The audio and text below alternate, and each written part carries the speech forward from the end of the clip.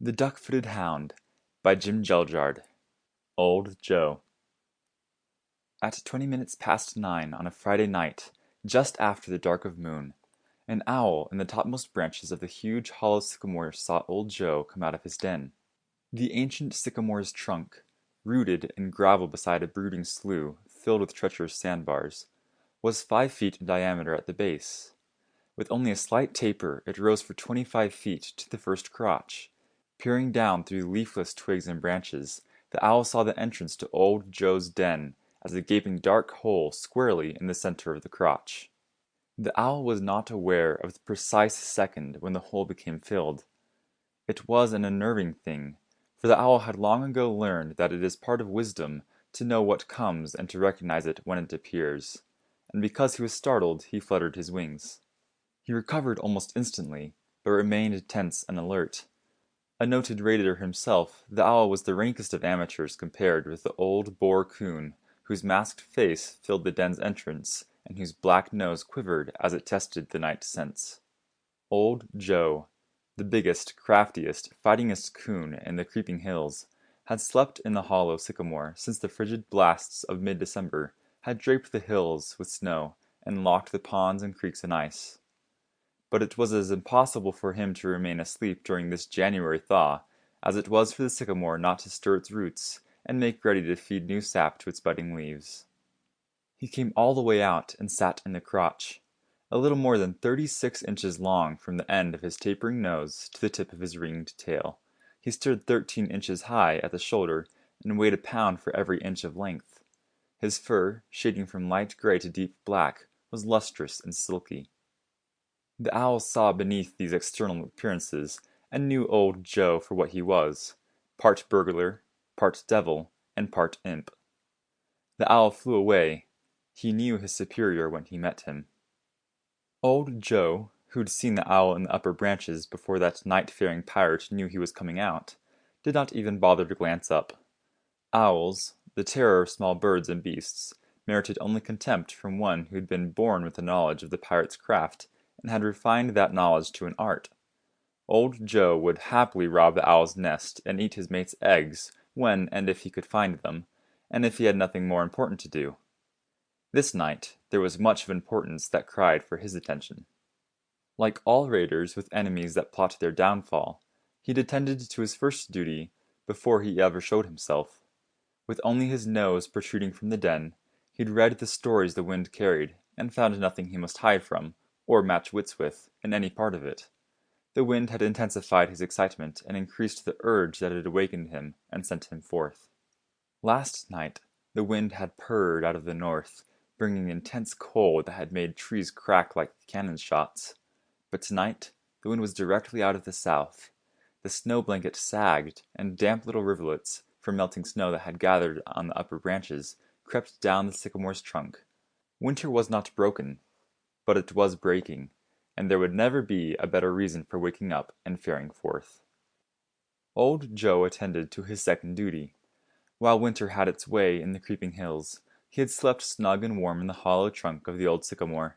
His fur was more disheveled than any proper coon should ever permit, and meticulous as any cat, old Joe set to grooming himself. The sycamore was anything but a casually chosen den. The men who lived in the creeping hills, small farmers for the most part, did so because they preferred the backwoods to anywhere else. For recreation they turned to hunting, and old Joe had run ahead of too many coon hounds not to understand the whys and wherefores of such. With a hound on his trail, any coon that did not know exactly what he was doing would shortly end up as a pelt tacked to the side of a barn, and roast coon in the oven. Hounds would not climb trees, but the hunters who accompanied the hounds carried lights, guns, and axes. A coon that sought safety in a tree that had no hollow would be shined and either shot out or taken out to be finished by the hounds. Most trees that were hollow were not proof against axes. The sycamore was perfect. The slough at the bottom, with its shifting sandbars, could be navigated in perfect safety by anything that knew what it was doing. Old Joe did. Most hounds did not. Many that recklessly flung themselves into the slough, when they were hot on old Joe's trail, had come within a breath of entering that heaven which awaits all good coon hounds. Even if a hound made its way to the base of the sycamore, and some had, old Joe was still safe. Hunters who would enthusiastically fell smaller trees recoiled before this giant. The most skilled axeman would need hours to chop it down. Climbing the massive trunk, unless one were equipped with climbing tools, was impossible. If anyone tried to climb or chop, and so far no one had, old Joe had an escape. The west fork above the crotch probed another 30 feet into the air before its branches became too small to support a heavy coon. One solid limb leaned over a high and rocky ledge, and which was the entrance to an underground tunnel. This tunnel had two exits, one leading to a tangled mass of brush and the other to a swamp. Old Joe could, as he had proved many times, drop directly from the overhanging limb into the tunnel's entrance. So far, though most coon hunters of the creeping hills knew that old Joe sometimes climbed the sycamore when he was hard pressed, none ever suspected that he stayed there. From ground level the trunk did not look hollow, and since no one had ever seen fit to climb the tree, none had ever seen the den entrance in the crotch. It was commonly supposed that once old Joe was in the sycamore, he climbed out on one of the branches overhanging the slough and dropped in. Not all coon hunters believed that. Melly Garson, and a few others whose hounds had been good enough to trail old Joe to the old sycamore, swore that once he reached the topmost branches, the old coon simply sprouted wings and flew away. The last hair finally, and perfectly in place, old Joe came out of the tree. This he accomplished by utilizing a natural stairway that benign Providence seemed to have provided just for him. Long ago, a bolt of lightning had split the sycamore from crotch to ground level. Over the years, save for a seam where the spreading bark had finally met, the tree had healed itself. The seam was no wider or deeper than the thickness of a man's thumb, but it was enough for old Joe. Bracing one hand-like forepaw against the other, and bringing the other up behind it, he sought and found a grip with his rear paws, and descended head first.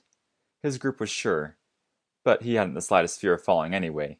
Often he had fallen or jumped from greater heights onto hard ground, without the least injury to himself.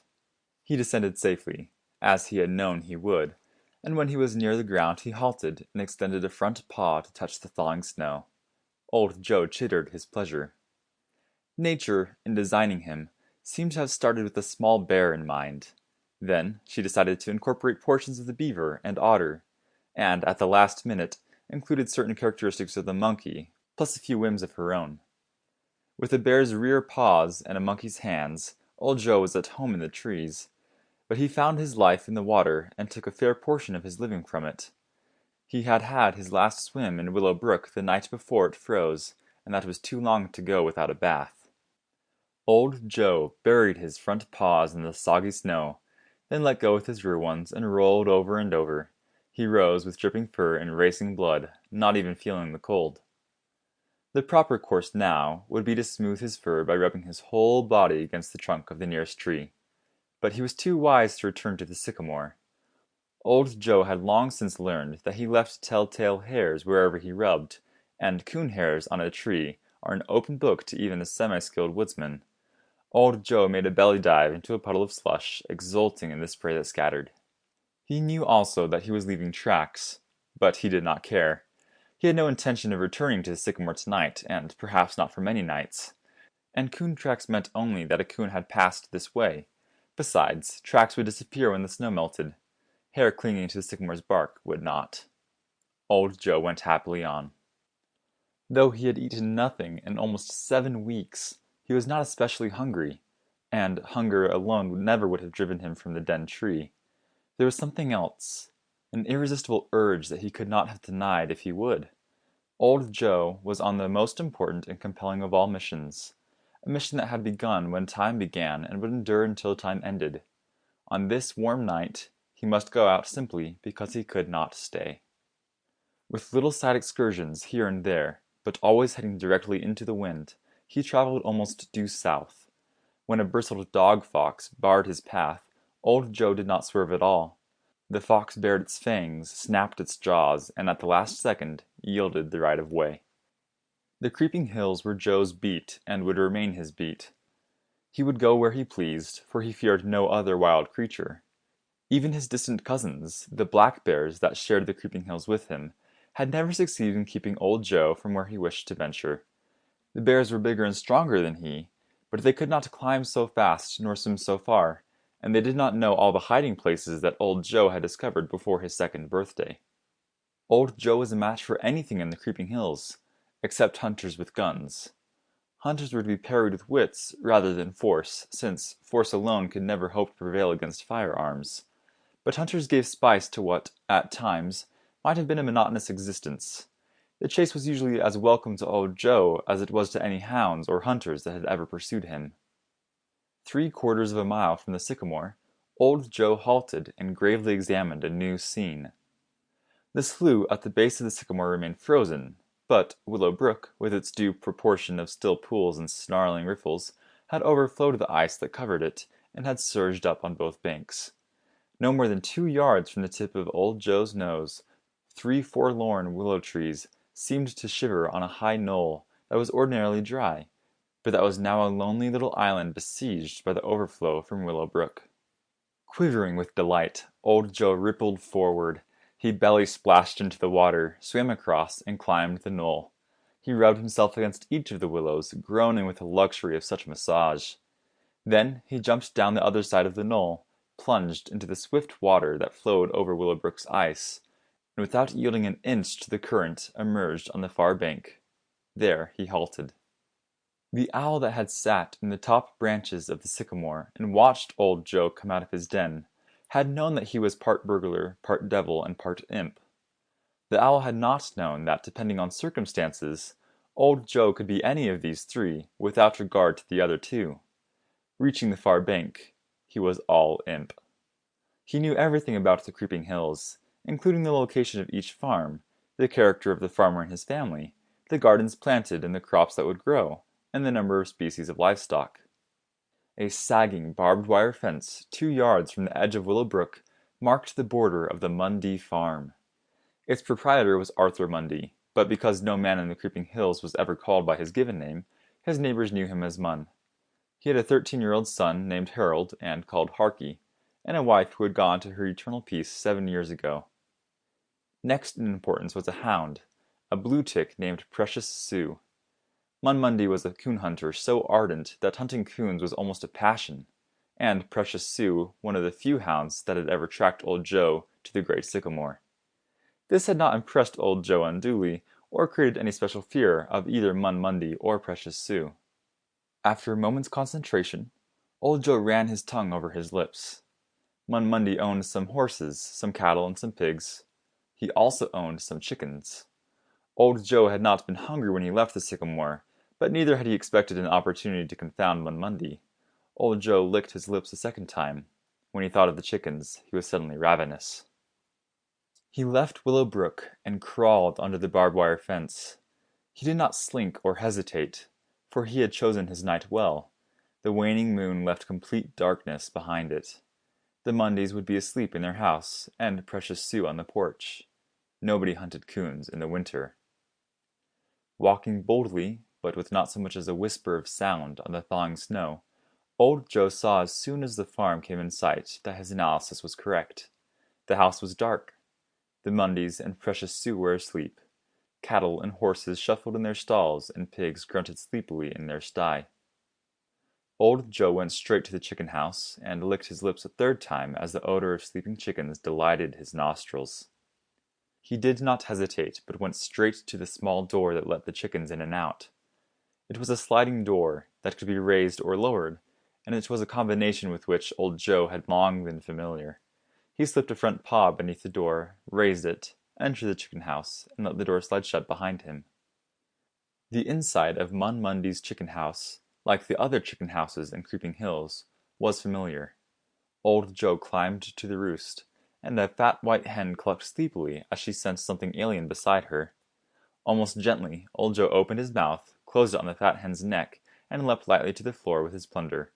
He let himself out the same way he got in.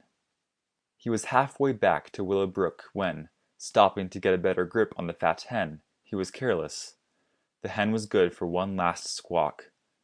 One was enough. Precious Sue, sleeping on the porch, heard and correctly interpreted. A silent trailer, a hound that made no noise until quarry was bayed. She came rushing through the night. Old Joe did not hurry, for haste was scarcely consistent with his dignity. But he had not left his den to play with the hound, and there was a simple way to be rid of precious Sue. Coming to Willowbrook, and still clutching his hen, old Joe leaped in and surrendered to the water. A half-mile downstream he left the brook, stopped to feast leisurely on the fat hen, and made his way to a swamp so dense and thick that even full sunlight never penetrated some parts of it. Deep in the swamp he came to his destination, a hollow oak, a huge old tree as massive as a sycamore. Unhesitatingly he climbed the hollow, and the female coon who had chosen the oak as her winter den awoke to snarl and bite him on the nose. Repelled, but by no means resigned, old Joe found another den in a nearby ledge of rocks, and made plans to meet the situation. End of Chapter 1. Harky. At 20 minutes past 5, just 4 hours before old Joe startled the owl that watched him come out of his den, Harky Mundy peered furtively around the rear of the cow he was milking to see if his father was watching. He was. Harky sighed and went back to work. Mundy had firm opinions concerning the proper way to milk a cow or do anything else, and when other arguments failed, he enforced his ideas with the flat of his hand. Harky sighed again. Old Brindle, far and away the orneriest of Mun's 5 cows, and probably anyone else's, had teeth remarkably like the fingers of a buckskin glove that has been left out in the rain and then dried in the sun. Coaxing the last squirts of milk from her probably was not so hard as squeezing apple juice from a rock, but it certainly ran a close second. Since there was no alternative, Harky beguiled the anything but fleeting moments with the comforting reflection that winter, after all, was one of his favorite seasons. It could not compare with autumn, when corn rustled crisply in the shuck and dogs sniffed about for scent of the coons that always raided shucked corn. Nor did it equal early spring, when trout streams were ice-free and the earth still too wet for plowing. But it was far ahead of late spring and summer, with their endless farm tasks, each of which was worse than the other. Only by exercising the greatest craft and diligence, and manfully preparing himself for the chastisement he was sure to get when he finally came home, could a man sneak away for a bit of fishing or swimming. Harky bent his head toward old Brindle's flank, but his thoughts whisked him out of the stable into the hills. Shotgun in hand, he'd spent a fair portion of yesterday tracking a bobcat on the snow. It was a proved fact that a man on foot cannot catch up with a bobcat that is also on foot. But it was not to be denied that all bobcats have a touch of moon madness. They knew when they were being tracked, but they also knew when the tracker ceased following, and that kindled a fire in their heads. As long as they were tracked, they were comfortable in the knowledge that they had only to keep running. When the tracker stopped, it threw the bobcat's whole plan out of gear. They imagined all sorts of ambushes and cunning traps, and finally they worked themselves into such a frenzy that they just had to come back along their own tracks and find out what was happening. It followed that the hunter had nothing to do except rile the bobcat into a lather and then sit down and wait. Harky had waited, but he must have done something wrong, or perhaps the bobcat he followed had not been sufficiently moonstruck. Though it had come back, it had not been so anxious to find Harky that it forgot everything else. Harky had glimpsed it across the gully, 200 yards away and hopelessly beyond shotgun range. If only he had a rifle. He hadn't any, and the last time he'd sneak Mun's out, his father had caught him coming back with it. The hiding that followed, Mun used a hickory gad instead of the flat of his hand, was something a man wouldn't forget if he lived to be older than the rocks on Dewberry Knob. Harky lost himself in a beautiful dream. Walking along Willow Brook, he accidentally kicked and overturned a rock. Beneath it, shiny bright as they had been the day the forgotten bandit buried them, was a whole sack full of gold pieces. At once Harky hurried into town and bought a rifle. Not an old 38-55 like his father's, but a sleek, new bolt action with fancy carving on breech and forearm. When he brought it home, Mun asked rather timidly if he might use it. "No, Pa," Harky heard himself saying. "It's not that I care to slight you, but this rifle is for a hunter like me." The shining dream was shattered by Mun's, "You done, Harky?" Harky looked hastily up to see his father beside him. "Yes, Pa," he said. "Let me see."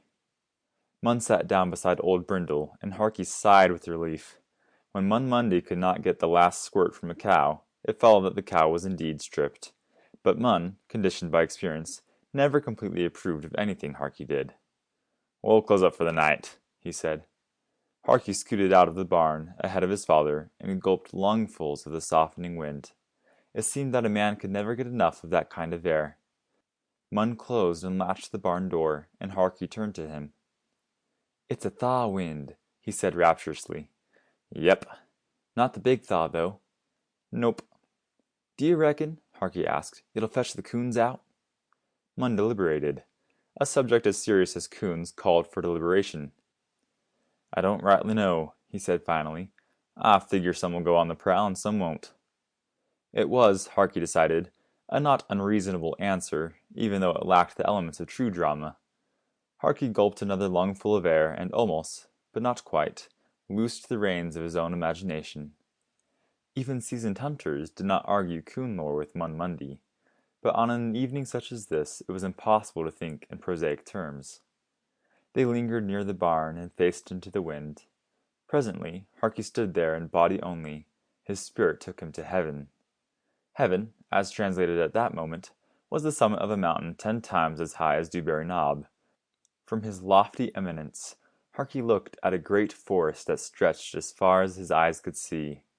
Each tree was hollow, and each hollow contained a coon. As though every coon had received the same signal at the same time, all came out. There were more coons than a man could hunt if he hunted every night for the next 1,000 years. At exactly the right moment, this entrancing scene became perfection. Deep in the great forest, Precious Sue lifted her voice to announce that she had a coon up. Harky made his way among the great trees toward the sound. He found Precious Sue doing her best to climb a sycamore so massive that 10 men, holding each other's hands, could not come even close to encircling the trunk. When Harky shined his light into the tree, he saw not just a coon, but the king of coons. Sitting on a branch, staring down with eyes big as locomotives' headlights, was old Joe himself. The fancy faded, but Harky was left with no sense of frustration because fact replaced it. Somewhere out in the creeping hills, the aura that surrounded him considerably enhanced by the fact that no human being knew exactly where, old Joe really was sleeping the winter away. Suppose that he really came prowling tonight. Suppose Precious Sue really did run him up that big sycamore in the woodlot. Suppose Harky really... Harky could no longer be silent. "Pa," he asked, "how long has old Joe been prowling these hills?" A man who would speak of coons must think before he spoke. For a full 90 seconds Mun did not answer. Then he said seriously, "A right smart time, Harky. There's them will tell you that even if a coon don't get trapped, or shot, or a dog killed, or die no death for his time, he'll live only about 10 years anyhow. I reckon that may be so if you mean just ordinary coons. Old Joe ain't no ordinary coon. My grandpa hunted him, and my pa, and me, and you've hunted him. Old Joe, he's just about as much of a fixture in these hills as us Mundys." Harky pondered this information. When he went to school down at the crossroads, which he did whenever he couldn't get out of it, he had acquired some education, but he had also acquired some disturbing information. Miss Cathby, who taught all 8 grades, was a very earnest soul, dedicated to the proposition that the children in her care must not grow up to wallow in the same morass of mingled ignorance and superstition that surrounded their fathers and mothers. Miss Cathby had pointed out, and produced scientific statistics to prove, that the moon was nothing more than a satellite of the earth. As such, its influence over earth dwellers was strictly limited. The moon was responsible for tides and other things about which Miss Cathby had been very vague because she didn't know. But she did know that the moon could not affect birth, death, or destiny. Old Joe had been the subject of another of Miss Cathby's lectures. He was just a big coon, she said, though she mispronounced it raccoon. It was absurd even to think that he had been living in the creeping hills forever. Since old Joe was mortal, and like all mortals must eventually pass to his everlasting reward, his successor would be in all probability the next biggest raccoon.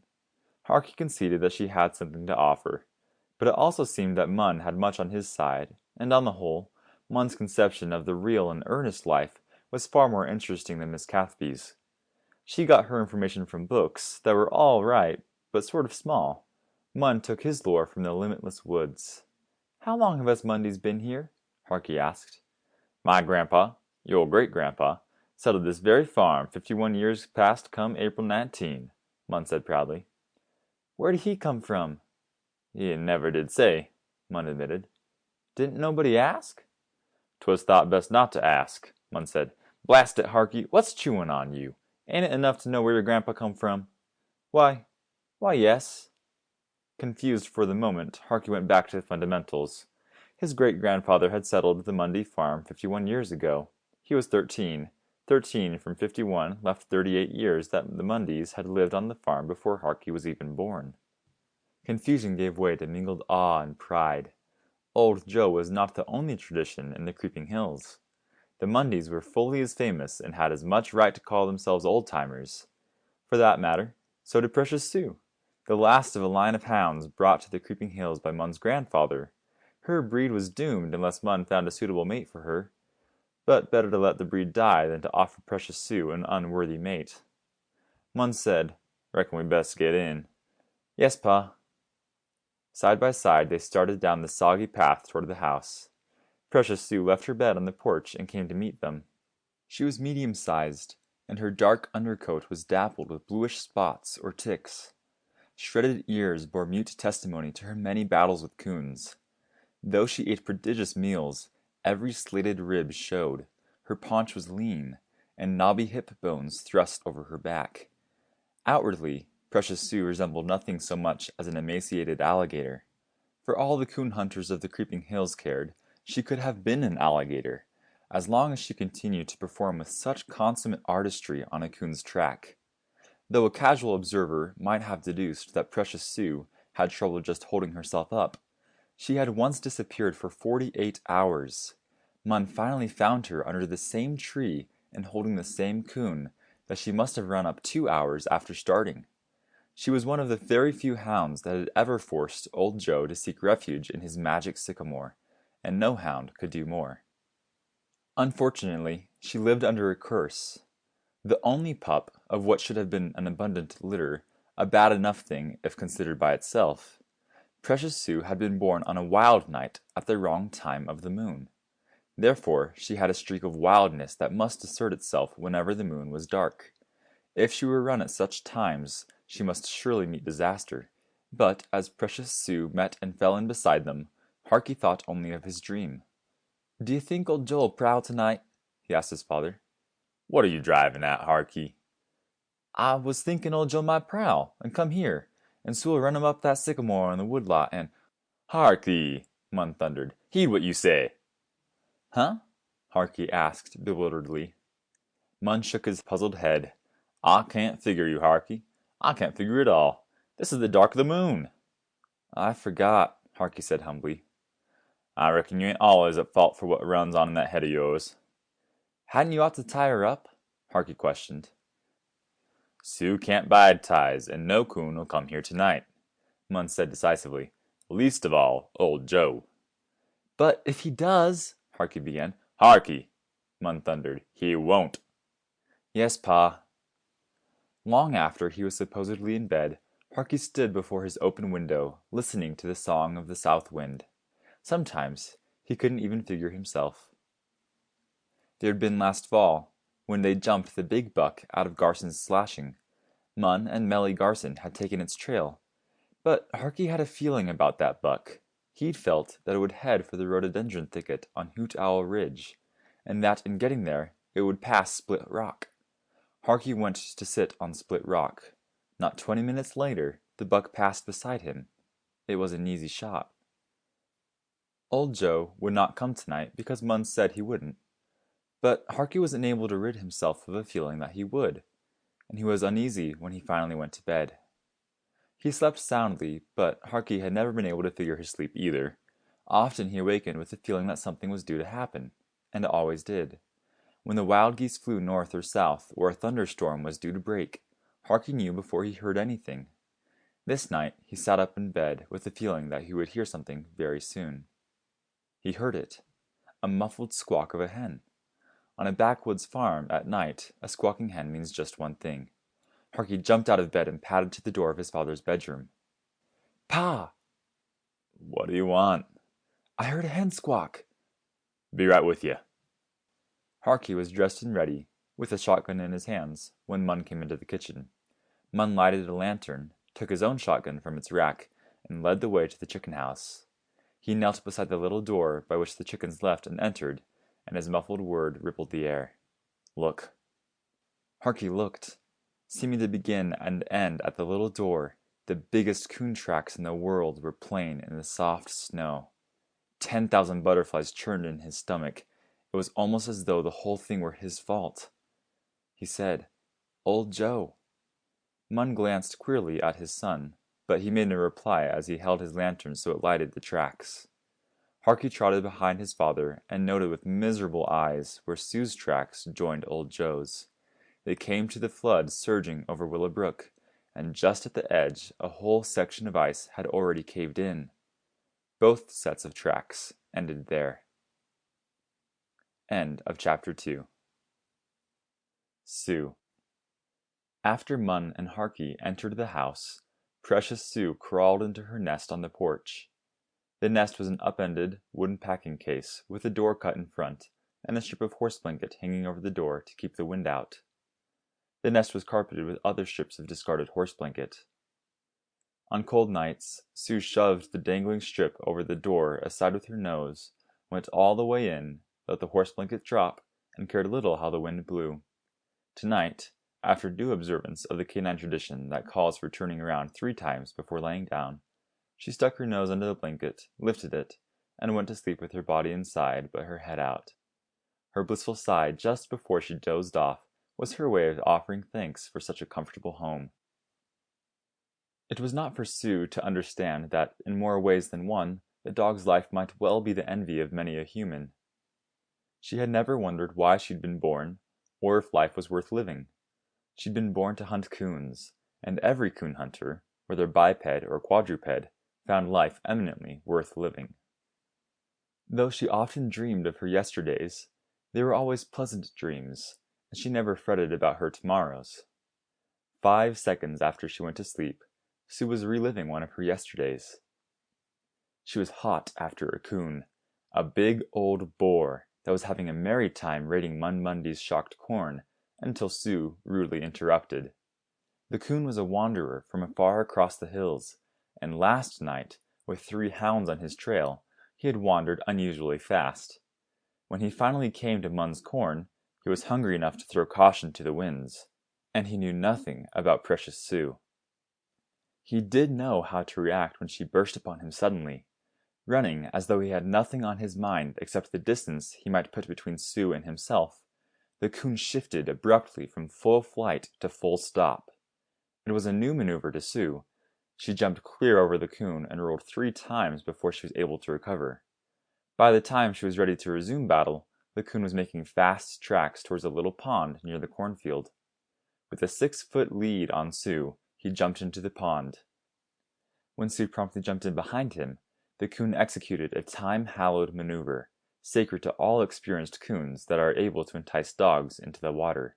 He swam to and sat on Sue's head. Amateur hounds, and some that were not amateurs, nearly always drowned when the battle took this turn. But to Sue, it was kindergarten stuff. Rather than struggle to surface for a breath of air, she yielded and let herself sink. The coon, no doubt congratulating himself on an absurdly easy victory, let go.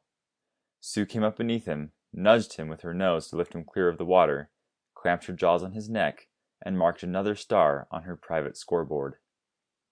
Of such heady stuff were her dreams made, and dreams sustained her throughout the long winter, spring, and summer, when, as a rule, she did not hunt. She could have hunted. There were bears, foxes, bobcats, and a variety of other game animals in the creeping hills. All were beneath the notice of a born coon hound, who knew as much about coons as any mortal creature can, and who didn't want to know anything else.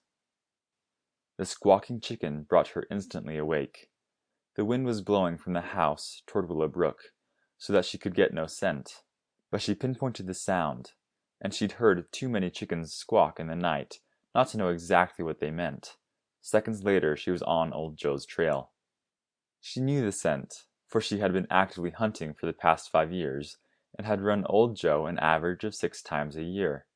But she saw him in a different light from the glow in which he was bathed by Mun and Harky Monday. To them he was part coon and part legend. To Sue, though he was the biggest, craftiest, and most dangerous she had ever trailed, he was all coon, and it was a point of honor to run him up a tree. When she came to Willow Brook, she saw the flood surging over the ice, and recognized it for the hazard it was. But except when they climbed trees, or went to earth in dens too small for her to enter, Sue had never hesitated to follow where any coon led. She jumped in behind old Joe, and fate, in the form of the south wind, decided to play a prank. Ice, over which old Joe had passed safely a couple of seconds before, cracked beneath Sue.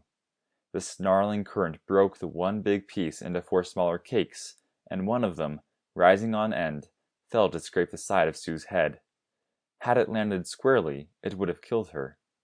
Glancing, it left her dazed, but not so dazed that she was bereft of all wit. Sue had swum too many creeks and ponds, and fought too many coons in the water, not to know exactly how to handle herself there.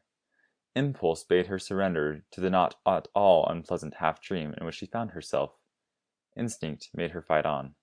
Swept against unbroken ice, she hooked both front paws over it.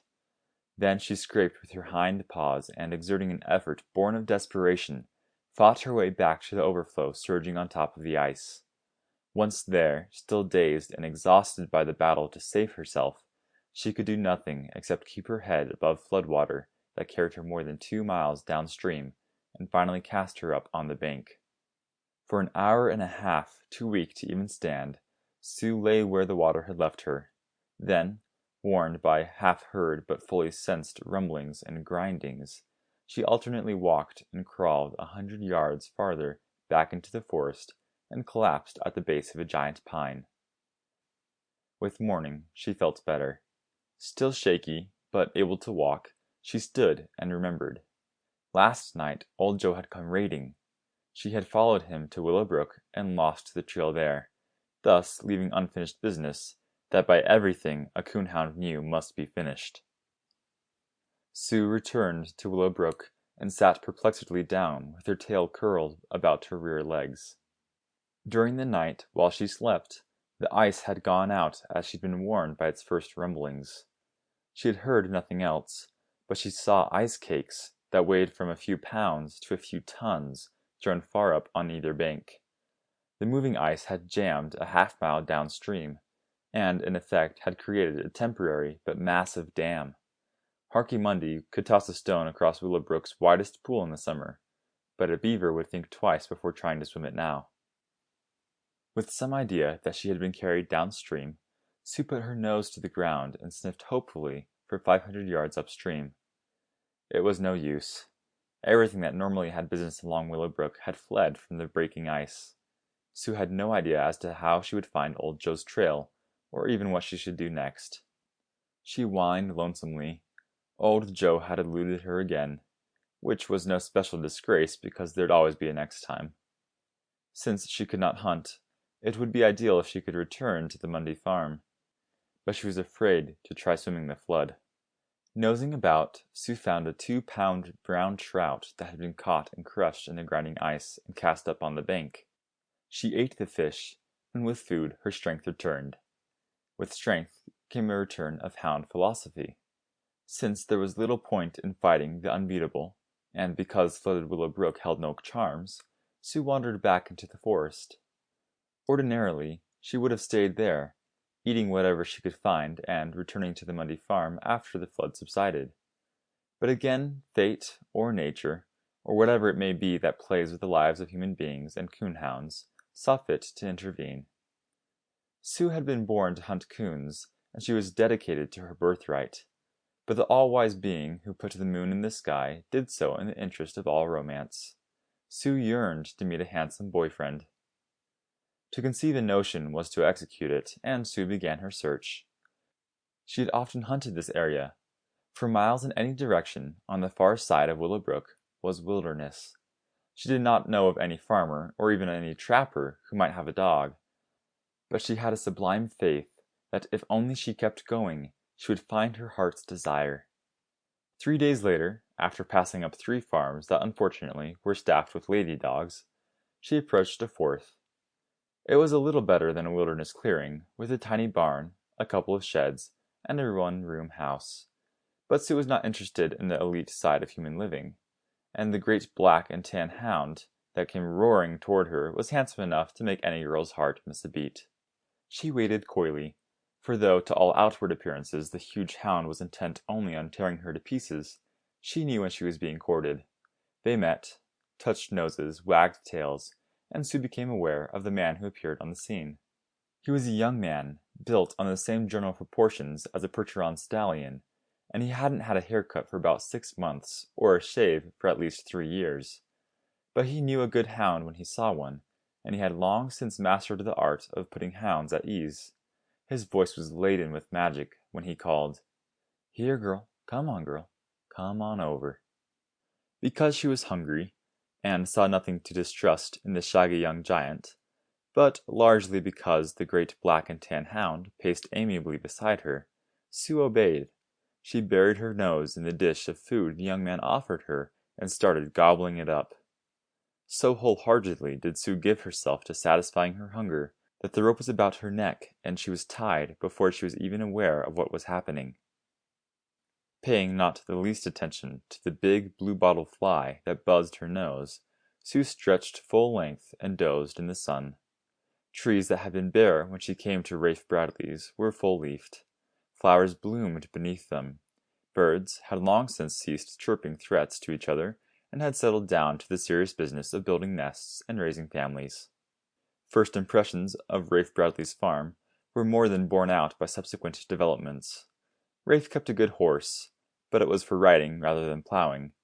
Besides the horse, Rafe's domestic livestock consisted of some pigs that ran wild in the woods until Rafe wanted pork, which he collected with his rifle. Rafe, his horse, and his big hound had left early this morning to take care of some important business in the woods. Since Rafe's only important business was hunting something or other, it followed that he was hunting now. Sue raised her head and blinked at the green border around the clearing. Monday had told Harky that Sue could not abide a rope, and she couldn't. But the rope was there. It had not been off since the day Rafe put it there, and Sue could choose between giving herself a permanently sore neck by fighting the rope and submitting. She did what a sensible hound would do. If Rafe had not tied her, his big hound would have been sufficient attraction to keep her around for at least a few days. After that, she might have fallen in with life as it was lived at Rafe's house and been happy to remain. Rafe had tied her, and for that he could not be forgiven. Sue lived for the day she would be free to return to Monday, with an abiding faith that everything would turn out for the best if only she was patient. Sue was sure that the day would come. Until it did, she might as well sleep. The blue-bottle fly, tiring of his futile efforts to annoy her, buzzed temporarily off in search of a more responsive victim. Sue opened one bloodshot eye, then closed it again. She sighed comfortably, went back to sleep, and was shortly enjoying a happy dream about another coon hunt. When the sun reached its peak, she rose, lapped a drink from the dish of water Rafe had left for her, and sought the shade of her kennel. Rafe would return with evening. She would be fed, sleep in her kennel, and tomorrow would be another day. Rafe did not come with twilight. The rope trailing beside her like a rustling worm, Sue came out of her kennel and whined. She was not lonesome for Rafe, but she was hungry. Sue paced anxiously for as far as the rope would let her go. Whippoorwills, flitting among the trees at the borders of the clearing, began their nightly calling. She lapped another drink and resumed her hungry pacing. Then, just before early evening became black night, the whippoorwills stopped calling. A moment later it became apparent that someone was coming. Their arrival was heralded by an unearthly clatter and rattling that puzzled Sue until they entered the clearing. Then she saw that there were 2 men in a car, a marvelous vehicle held together with haywire and composed of so many different parts of so many different cars that even an expert would have had difficulty determining the original make. The car quivered to a halt, and one of the two men bellowed at the dark house. "Rafe! Hey, Rafe! Where the blazes be ya, Rafe?" There was a short silence. The second man broke in with a plaintive, "Can you tie that? First night in 2 years coons raid our ducks. Rafe and that hound of his gotta be chasing." "He would," the first man growled. The second's roving eye lighted on the kennel and then noticed Sue. "Thar's another hound." "You don't know," the first said, "that it'll hunt coons." The second declared, "If it's Rafe's, it'll hunt coons. I'm going to go get it." "Keerful," the first man warned. "That major hound will take the arm off anybody's 'cept Rafe what tries to touch it." "Let's see what this one does." The second man left the hybrid car and approached Sue, who waited with appeasing eyes and gently wagging tail. When the man laid his hand on her head, Sue licked his fingers. "Tame's a kitten," the man declared jubilantly. "I'll fetch her." He untied the rope, and the instant she was free, Sue slipped aside and raced towards the woods, not in the least affected by the anguished, "Here, doggy! Come back, doggy!" that rose behind her. She entered the forest at exactly the same point she'd left it to meet Rafe Bradley's hound. The cries faded, and only the whisper of the wind kept her company as Sue traveled on. Suddenly, there was a great need that had not existed before, to put distance between herself and Rafe Bradley's clearing. Sue traveled until near morning, then crawled gratefully beneath the thick branches of a wind-toppled pine. She turned round and round to smooth a bed. The sun was just rising when her pup was born. Almost 5 months after she left it, precious Sue came once again into her own land. Where she had once been gaunt, she was now little more than a skeleton, but the pup that frisked beside her, and was marked exactly like her, was fat and healthy enough. There just hadn't been enough food for two. Precious Sue fell, and the pup came prancing to leap upon her, seize her ear, and pull backwards while it voiced playful growls. Sue got up. Head low, staggering, she labored over a fallen sapling that the pup leaped easily. She reached the top of the hill she was trying to climb. From the summit she saw Willow Brook sparkling like a silver ribbon in the sunshine, just beyond were the buildings of the Mundy farm. Sue sighed happily, almost ecstatically, then lay down a second time. She did not get up. End of chapter 3. Harky goes fishing. When Munn sent him out to hoe corn, Harky knew better than to protest or evade. An outright refusal would instantly bring the flat of Munn's hand against the nearest part of Harky's anatomy that happened to be in reach.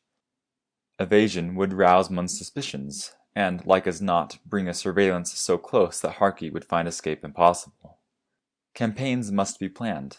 When Munn said, "You go hoe the corn," Harky answered meekly, "Yes, Pa," and he did his best to seem enthusiastic as he shouldered the hoe and strode off toward the cornfield. The field was a full 300 yards from the house, and if one were fleet enough of foot, one might throw one's hoe down the instant one arrived and simply start running. Harky had long ago learned the futility of such tactics. Munn was winded like a bear, gifted with the speed of a greyhound, and he knew all the hiding places Harky might be able to reach if all he had was a 300-yard start. He knew some that were even farther away. When it came to finding his son, Harky sometimes believed Munn had a nose fully as keen as Precious Sue's when she was sniffling out a coon. Sue provided an interesting diversion of thought as Harky marched manfully toward the cornfield. Neither she nor Old Joe had been seen since that fateful night in February, and though of course Old Joe seemed to be immortal, available evidence indicated that Sue had been swept under the ice and drowned in Willow Brook. It could be, but Harky had a feeling about Sue. She couldn't have been more than a couple of jumps behind when Old Joe jumped into Willow Brook, and if one had escaped, why hadn't both? Though there was always a possibility that the ice had held for Old Joe and broken for Sue. In Harky's opinion, the current where the ice broke should not have been too strong for a swimmer of Sue's talent. Naturally, the catastrophe had not gone unchallenged. Except for essential tasks, farm work ended the day after Sue disappeared. As Munn explained it, a body could always get more cows or pigs, or even another farm. But there was only one coon hound like Precious Sue. Munn was not unduly optimistic when he began the search, for after all Sue had run in the dark of the moon. But the fact that Sue was doomed by the gods did not prevent Mun's pressing the hunt with utmost vigor. Mun and Harky traveled up Willowbrook and down, visiting every neighbor for 9 miles in one direction and 11 in the other. Melly Garson hadn't seen Sue. Though Melly had not seen her, he recognized a genuine emergency and joined the hunt for her. So did Ross Danfield, Butt Johnson, Bear Penn Crawford, Pine Heglin, and Mule Dobster. After 2 weeks, it was sadly concluded that Precious Sue had indeed placed herself beyond hope of redemption when she took off after Old Joe in the dark of the moon. The searchers gathered in Mun Mundy's kitchen decided that Sue's mortal remains would come to rest in an undetermined number of miles down Willowbrook, since it was impossible to tell where the breakup would carry her, and they drank a solemn toast to the memory of a great coon hound.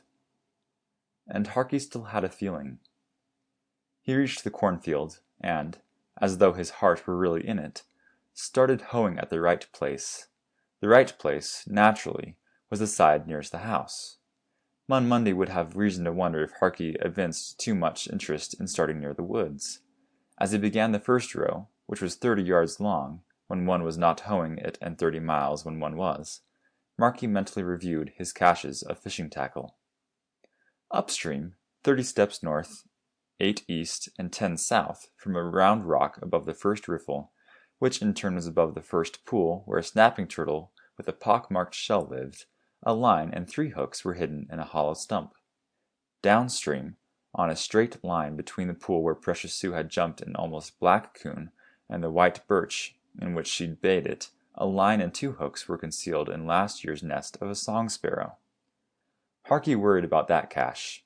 It had been all right 2 days ago because he'd seen it, and most birds had already nested, but some would nest a second time, and the ruins of this old nest might be summarily appropriated for a new one. His line would disappear too, and, like as not, his hooks. Birds were not particular as long as they had something to hold their nests together. As soon as he found another place not likely to attract Mun's eye, perhaps he'd better move his tackle from the nest. Good hooks and line were not so easy come by that a man could get reckless with them. Leaning slightly forward, the position in which Mun thought the wielder of a hoe would do most work, and slanting his hoe at an angle Mun favored, Harky sighed resignedly as the blade uncovered a fat and wriggling earthworm. He did not dare pick it up and put it in his pocket. Harky had never seen the need of bait containers, for there were times when Mun seemed to have as many as a centipede had legs, and an eagle's sight in all of them. If he saw Harky put anything in his pocket, and he would see, he'd be present on the double. Well, there were plenty of worms to be had by probing in moist earth near pools and sloughs. The trouble with them was that they were accustomed to water, and they did not wriggle much when draped on a hook and lowered into it. Garden worms, on the other hand, were so shocked by an unfamiliar environment that they wriggled furiously and attracted bigger fish. The sun grew hot on Harky's back, but his body was too young, too lithe, and too well conditioned to rebel at this relatively light labor. His soul ached. Of all the vegetables calculated to bedevil human beings, he decided growing corn was the worst. He tried to find solace by thinking of the good features of corn, and happily alighted on the fact that it attracts coons. Also, it tasted good when stripped milky from the stalk and either boiled or roasted. However, the coons would come anyhow. If there was no corn, they'd still be attracted by the apples in one's orchard, and if the Mundys had no corn, neighbors who did would be glad to share with them. Meanwhile, this patch must be hoed a few million times. Harky pondered a question that has bemused all great philosophers. How can humans be so foolish? Working at that rhythmic speed which Mun considered ideal for hoeing corn, missing not a single stroke, Harky went on. Discontent became anguish, and anguish mounted to torture. But Harky knew that the wrong move now might very well be ruinous. Like all people with great plans and strong opposition, he must suffer before he gained his ends. But he'd suffer only half as much if the master strategy he'd work out did not fail him. Exactly halfway across the first row, Harky turned and started back on the second. It was a bold move, and Harky's heart began to flutter the instant he made it. But the situation called for bold moves. Harky did not break the rhythm of his hoeing or look up when he heard Mun approach, and he managed to look convincingly astonished when Mun asked, "What you up to, Harky?" Harky glanced up quickly. "Oh, hello, Pa." "I said," Mun repeated, "what you up to?" "Why, what do you mean, Pa?" "You know blasted well what I mean," Mun growled. "You didn't do but half the first row." "Oh!" Harky might have been a patient teacher instructing a backward pupil. He gestured toward tall trees that, in a couple of hours, would keep the sun from the far half of the corn patch.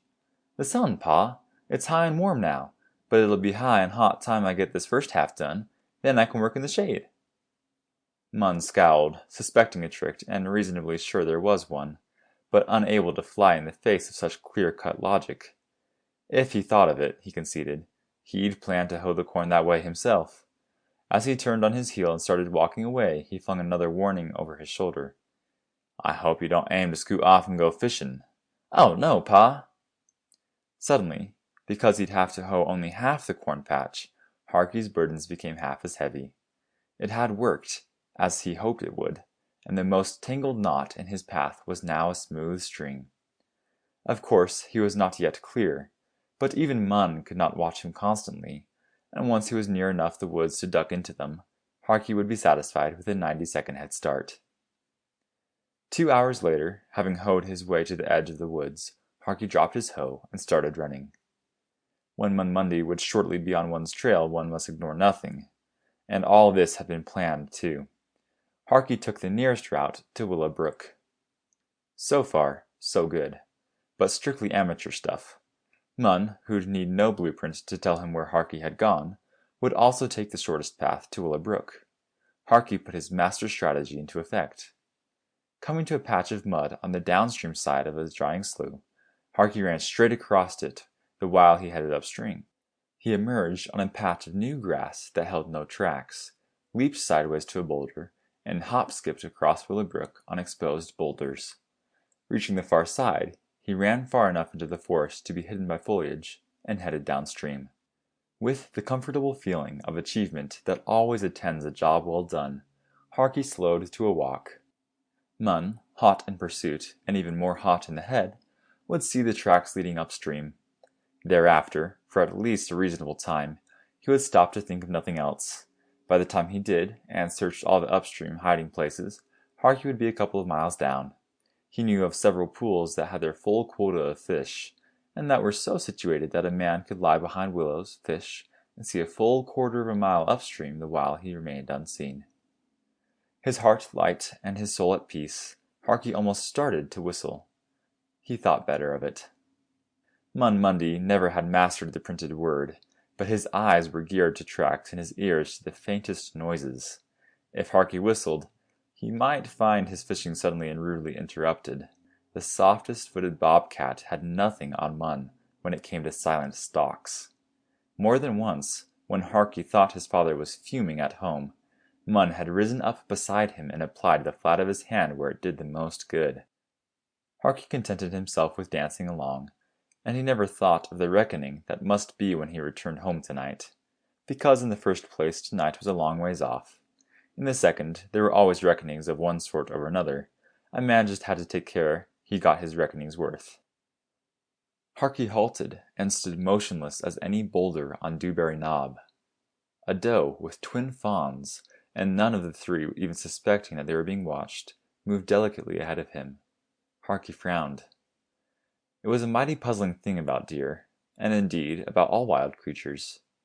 Except for very young poultry, a man could tell at a glance whether most farm animals were boys or girls, and that was that. He could never be sure about wild ones, largely because he could never come near enough, and there might be something in Melly Garson's theory that the young of all wild creatures were alike, a sort of neuter gender, until they were 6 months old. Then they talked it over among themselves and decided which were to be males and which females. Thus they always struck a proper balance. It was a sensible system, if Melly were correct, though Harky was by no means sure that he was. Neither could he be certain Melly was wrong, and as the doe and her babies moved out of sight, Harky wondered what sex the two fawns would choose for themselves when they were old enough to decide. 2 does, maybe, or perhaps 2 bucks, though it would be better if one were a doe and the other a buck. Both were needed, and the creeping hills without deer would be nearly as barren as they would without coons. When the doe and her babies were far enough away so that there was no chance of frightening them, a man never would get in rifle shot of a buck if he scared it while it was still a fawn. Harky went on down the creek. He stopped to watch a red-headed woodpecker rattling against a dead pine stub. He frowned. The next job Munn had slated for him was putting new shingles on the chicken house, and the woodpecker's rattling was painfully similar to a pounding hammer moving at about the same speed that Munn would expect Harky to maintain. Obviously finding something it did not like, the woodpecker stopped rattling, voiced a strident cry, and flew away. It was a bad omen, and Harky's frown deepened. He'd seen himself in the woodpecker. Just as the bird had come to grief, so Harky was sure to meet misfortune if he tried shingling the chicken house. He'd have to think his way out of that chore too. But the shingling was still far in the future, and the only future worth considering was embodied in what happened between now and sundown. Troubles could be met when they occurred. When Harky was opposite the pool where Precious Sue had jumped the almost black coon, he turned at right angles. It was scarcely discreet to go all the way and show oneself at the edge of Willow Brook, for though Munn should have been lured upstream, he might have changed his mind and come down. As soon as he could see the pool through the willows that bordered it, Harky turned and sighted on the white birch in which Sue had finally treed the coon. He was about to start toward it, but remained rooted. Suddenly, he heard Precious Sue growl. Not daring to believe, but unwilling to doubt his own ears, Harky turned back to the pool. He peered through the willows and saw the pup. End of chapter 4. Duckfoot. By some mischance, one of the willows bordering the pool grew at a freakish angle. A 2-pound sucker, probably coon-mauled or osprey dropped somewhere upstream, had washed down and anchored beneath the misshapen tree. Its white belly was startlingly plain in the clear water. When Harky came on the scene, the pup was trying to get that sucker. Harky almost called, certain that he had finally found Precious Sue. Then he knew his error. The pup was marked exactly like Sue, and at first glance it seemed exactly the size of Sue. But though it was big for its age, and was further magnified by the water in which it swam, undoubtedly it was a puppy. Since wild horses couldn't have torn him away, Harky stayed where he was and watched. The pup couldn't possibly have scented the fish, for the water would kill scent. Therefore he must have seen it and known what he was looking at. Now, despite a certain awkwardness that was to be expected in a pup, he seemed as comfortably at home in the water as old Joe was in Mun Mundy's chicken house. He made a little circle, head cocked to one side so that he might peer downward as he swam. For a moment he held still, paws moving just enough to keep him from drifting in the gentle current. Then he dived. Smooth as a fishing loon, the pup went down head first and straight to his objective. Reaching the anchored sucker, he swiped at it with a front paw. The sucker did not move. The pup, who did not seem to know that he was where no dog should be, and trying what no dog should try, made another attempt. Failing a second time, he tried a third. Wide-eyed and open-mouthed, Harky voiced the astonishment that he had not dared express while the pup was in hearing. "Jinglin' all pee-haul! Sue's pup for sure!" There couldn't be the slightest doubt. A hound pup was one thing. A hound pup that looked exactly like Sue, down to the last blue tick, might leave room for argument. But there was no disputing the lineage of a hound pup that even growled exactly like Sue. Harky had heard her do it 100 times, always when she was frustrated by something or other. Once more his feeling had served him well. Sue had not drowned in Willow Brook on that black night when she was so hot on old Joe's trail.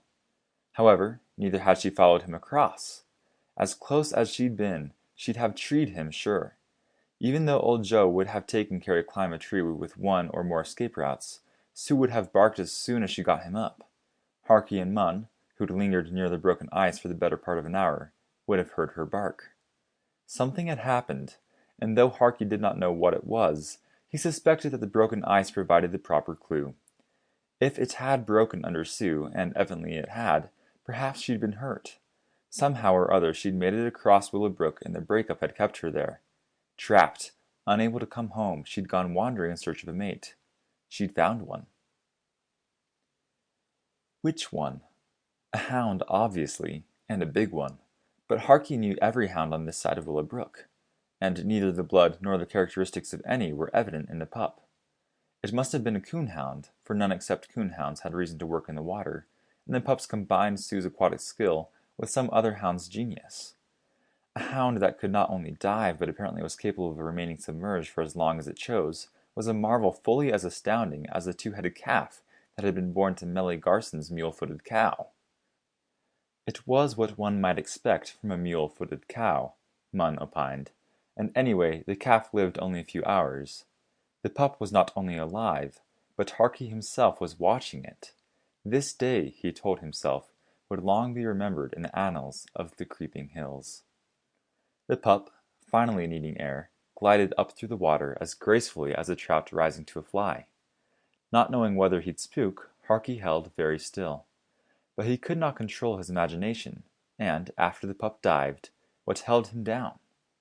Fish were able to do as they pleased because, as everyone knew, they gulped water to make themselves heavy when they wanted to go down, and spit it out to eject ballast when they wanted to come up.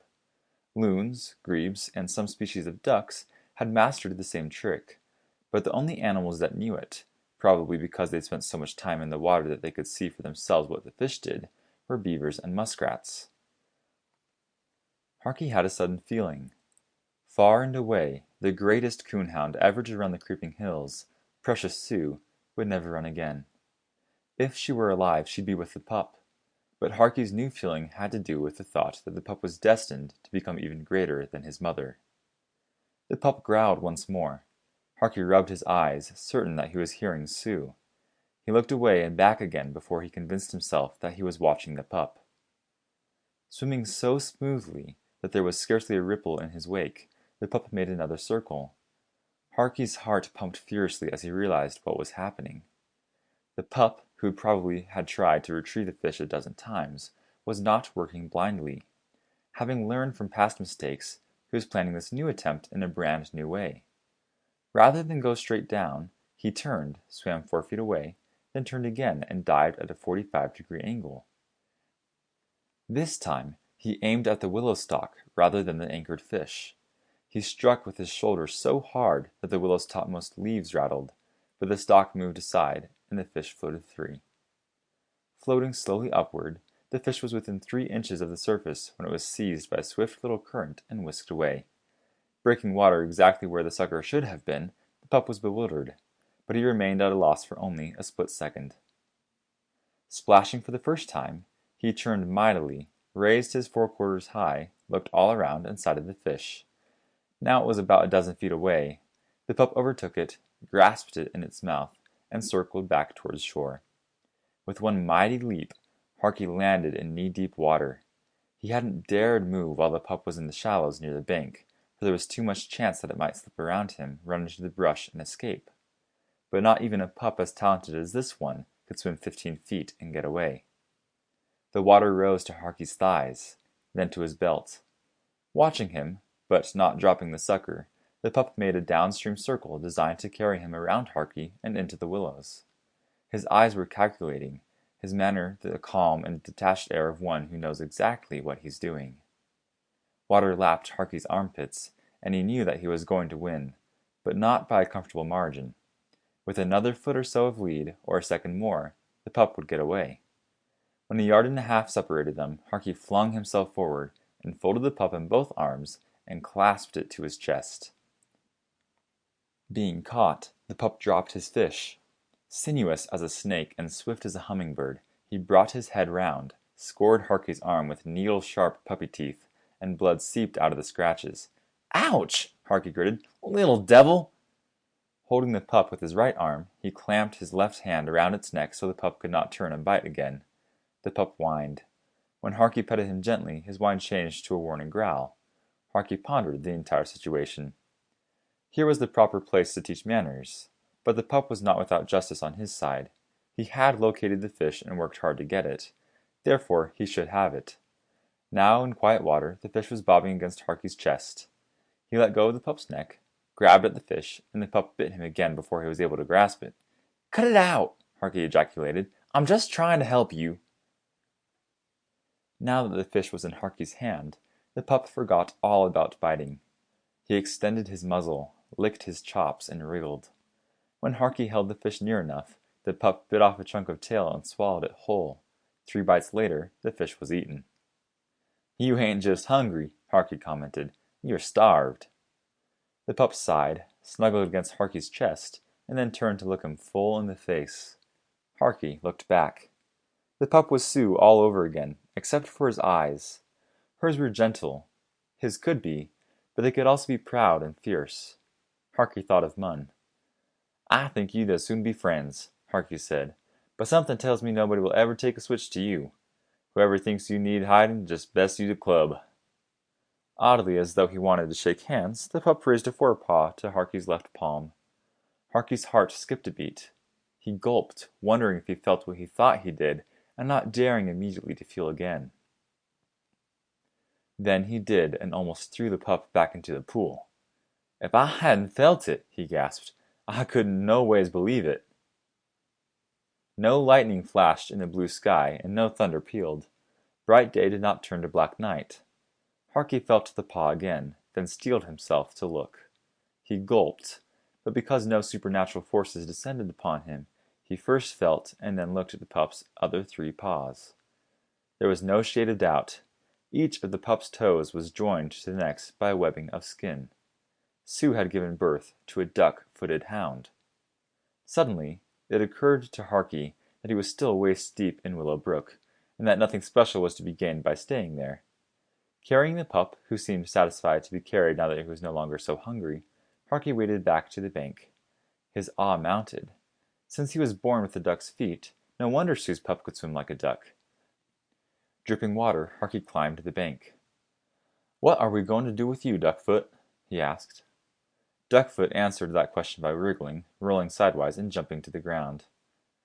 Harky sighed with relief. If the pup was allied with witches, and how else could duck feet on a dog be explained, now was the time for him to disappear in a flash of flame and a cloud of smoke, and return to the infernal regions from which he had emerged. He did nothing except sit down, blink solemnly at Harky, and wag his tail.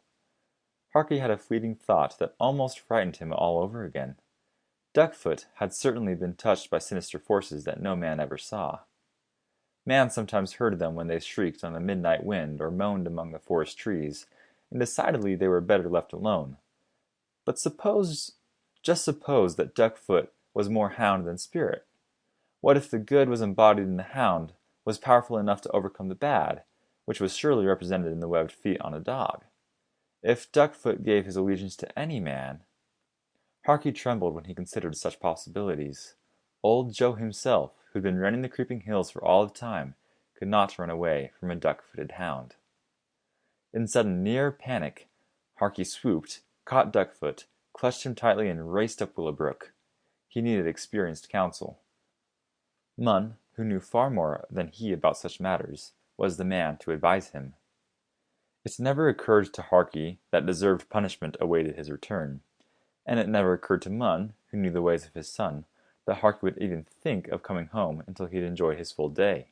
The hiding wouldn't be any harder. Mun's first fleeting thought was that Harky had gone insane. Then he noticed the pup in Harky's arms and came incredulously forward. "What the blazes! Look!" Harky put Duckfoot down. The pup gave Mun a sober and very critical inspection, then came forward to sniff his shoes. "Sue's pup!" Mun ejaculated. Harky looked curiously at his father. He never thought much about Mun except that, when it came to running away from trifling farm tasks to engage in worthwhile pursuits, he was a mighty hard man to fool. All he knew at that moment was that, for the first time since that dreadful night when Sue disappeared, Mun looked happy. Harky fidgeted. He'd like it well enough if Mun always looked happy, but he dared not assume the fearful responsibility of pronouncing judgment on Duckfoot. Nor was it for him to bring a hound that was only part hound into the household, not even if the hound part was all precious Sue. Harky steeled himself, caught up Duckfoot, and extended his paw. "Look." For a moment, Mun did not speak. Then he discovered his voice. "Gosh almighty! Where'd you get that pup?" "In the pool by the shale bank he was, trying to get a sucker from beneath that crookedy willow." Munn listened attentively, and when Harky finished he cleared his throat, but he did not speak for a full 45 seconds. "I got it figured now," he said seriously. "When Sue run off that night, she missed old Joe, but now I know how come she didn't drown. A duck pulled her out of the water." "A duck?" Harky questioned. "Not just a barnyard duck," Munn said, "and not just a wild duck neither. It was some big old duck, maybe bigger'n Sue herself, what's been settin' in the backwoods for no man knows how many years, just waitin' to put a spell on Sue." "What'd we do, Pa?" Harky asked worriedly. "Watch Duckfoot," Munn declared. "Watch him close, and shoot him the minute we find he's puttin' spells on us. Maybe he won't. He's anyhow half Sioux, and maybe that'll keep the half that ain't down. Leave him go, Harky." Harky put Duckfoot down. Just at that moment the single forlorn duck that shared the chicken house with Munn's chickens chose to stroll past. Duckfoot leaped ecstatically at it, overtook it, bore it down in a flurry of threshing wings, and looked very pleased with himself. "Sue done that," Munn declared. "She knows what she's fetched on us, and she's trying to make up. But we still gotta have a care. Just as she was put under a spell in the dark of the moon, Duckfoot is bewitched by ducks." "What about the duck?" Harky asked practically. Take it behind the barn and pick it," Munn directed. "We'll have it for supper. 'Twas sort of piddling duck anyhow." End of chapter 5. The Summer of Old Joe. Downstream from the Mundy farm, approximately 3 miles away as the water flows, Willow Brook formed 2 channels. The main stream, a series of conventional pools and ripples, went sedately about the business of every creek, and pursued its way to a river that, in turn, emptied into the sea. The secondary channel, as though weary of doing the same thing in the same way all the time, stole off to go exploring by itself. In high water, this channel dutifully accepted its share of the spring freshet, but even then, it never became too big for its banks. There was plenty of room for surplus water in the swamp through which it now dawdled. In low water, the entrance to the channel was a bare seepage that struggled painfully around rocks, and was so unimpressive that few human residents of the creeping hills ever bothered to go farther. Only Munn and Harky Mundy and Melly Garson knew that some of the best fishing in Willow Brook was down this channel. Old Joe knew it, and on this September night he was heading towards one of his favorite pools. Though the days remained pleasantly warm, the heat of summer was past, and the nights were cool without being cold. A light frost draped shriveled grasses, and a first-quarter moon that shone palely upon them made it appear as though someone had been very careless with a large quantity of silver flakes. It was exactly the sort of night old Joe favored above all others. He was very well satisfied with himself and his accomplishments as he pursued a leisurely way from a cave in a ledge of rocks where he'd lain up all day. In the summer, now ending, he had added new luster to his already shining name, and enjoyed himself thoroughly while doing it. Living, seldom a vexing matter for a hunter of his talents, had been ridiculously simple. Weather-wise, with exactly the right balance of rain and sun, and no prolonged spells of excessive heat, conditions could not have been more ideal. Besides plenty of wild fruit in the woods, gardens bore a bumper crop, and old Joe helped himself whenever he felt like it, which was at least every other night. In addition, Pine Heglin had decided that it would be a wonderful idea if he raised some guinea fowl, and old Joe had indeed found it wonderful. In the first place, Pine Heglin had ideas, which is laudable enough if they are good ideas. Most of Pine's were not, but he never convinced himself of that. Pine had an idea that a mongrel was far more effective on coons than any hound can ever be, and his current pride and joy was a big dog of many breeds that Pine considered a canine genius. Actually, the dog hadn't sense enough to get up if he were sitting on a sandburr. In the second place, most of the 30 guinea fowl that Pine acquired ran true to type and headed for the woods the instant they were released. Though they set up a hideous squawking whenever old Joe raided their roost, the noise never disconcerted him in the smallest degree. Pine's dog, who couldn't have found a skunk in a packaging box, was even less bothersome, and Pine was too stubborn to call in some neighbor who had a good hound. Old Joe, who'd run ahead of all but 2 of the coon hounds along Willow Brook, and who feared none of them, happily raided every garden, except Mundy's and Millie Garson's. He kept away from them because there was a new hound, Duckfoot at Munn's and Morning Glory at Mellie's, roaming each farm. Old Joe wasn't especially afraid of them either, but he had not had an opportunity to find out what they could do, and he hadn't lived to his present size and age by taking foolish chances. He hadn't the least doubt that in the course of time both Duckfoot and Morning Glory would be on his tail. Old Joe intended to pick the time and place. Future actions in regard to both hounds would be based upon what he found out then. In spite of the rich living the farms provided whenever he saw fit to take it, Old Joe was far too much the gourmet to spurn the delicacies of the woods and waters. The only reason he did not raid farms every night was that sometimes he felt like eating freshwater mussels, sometimes he craved fish, sometimes he preferred frogs, and sometimes he yearned for crawfish. Tonight he was in the mood for crawfish. Coming in sight of Willowbrook's adventurous channel, the big coon halted and stood perfectly still. His was the rapt air of a poetic soul so overcome by the wonders of the night that he must savor them, and perhaps that did account in part for Old Joe's attitude. More important, he'd long ago learned never to cross his bridges until he'd found what was on them, and Old Joe wanted to determine what else might be prowling the channel before he became too interested in hunting crawfish. Finding nothing to warrant concern, he moved nearer the water's edge. He knew every inch of this channel. The trickle that fed it in low water remained a trickle for a bit more than 100 yards. Then there were 3 deep pools separated by gentle ripples. The channel snaked through the forest, pursued a devious route, dozed through a swamp, and rejoined Willowbrook proper 3/4 of a mile from where the pair separated. The pools and ripples were the proper places to catch fish. The swamp yielded frogs and mussels, and the pool beside which Old Joe halted was the best in the entire channel for crawfish. Old Joe advanced to the edge of the pool, but he did not at once start fishing. The ambitious first-quarter moon slanted a beam downward in such a fashion that it glanced in a dazzling manner from something directly in front of Old Joe's nose. Spellbound, he stared for a full 2 minutes. He yearned to reach out and grasp whatever this might be, and it was half a mussel shell that had been struck here by muskrat and fallen white side up. But though he might safely have retrieved his treasure, Old Joe sighed, circled 2 yards around it, and waded into the pool. Trappers who know all about a coon's inclination to put a paw on anything shiny often bait their traps with nothing else.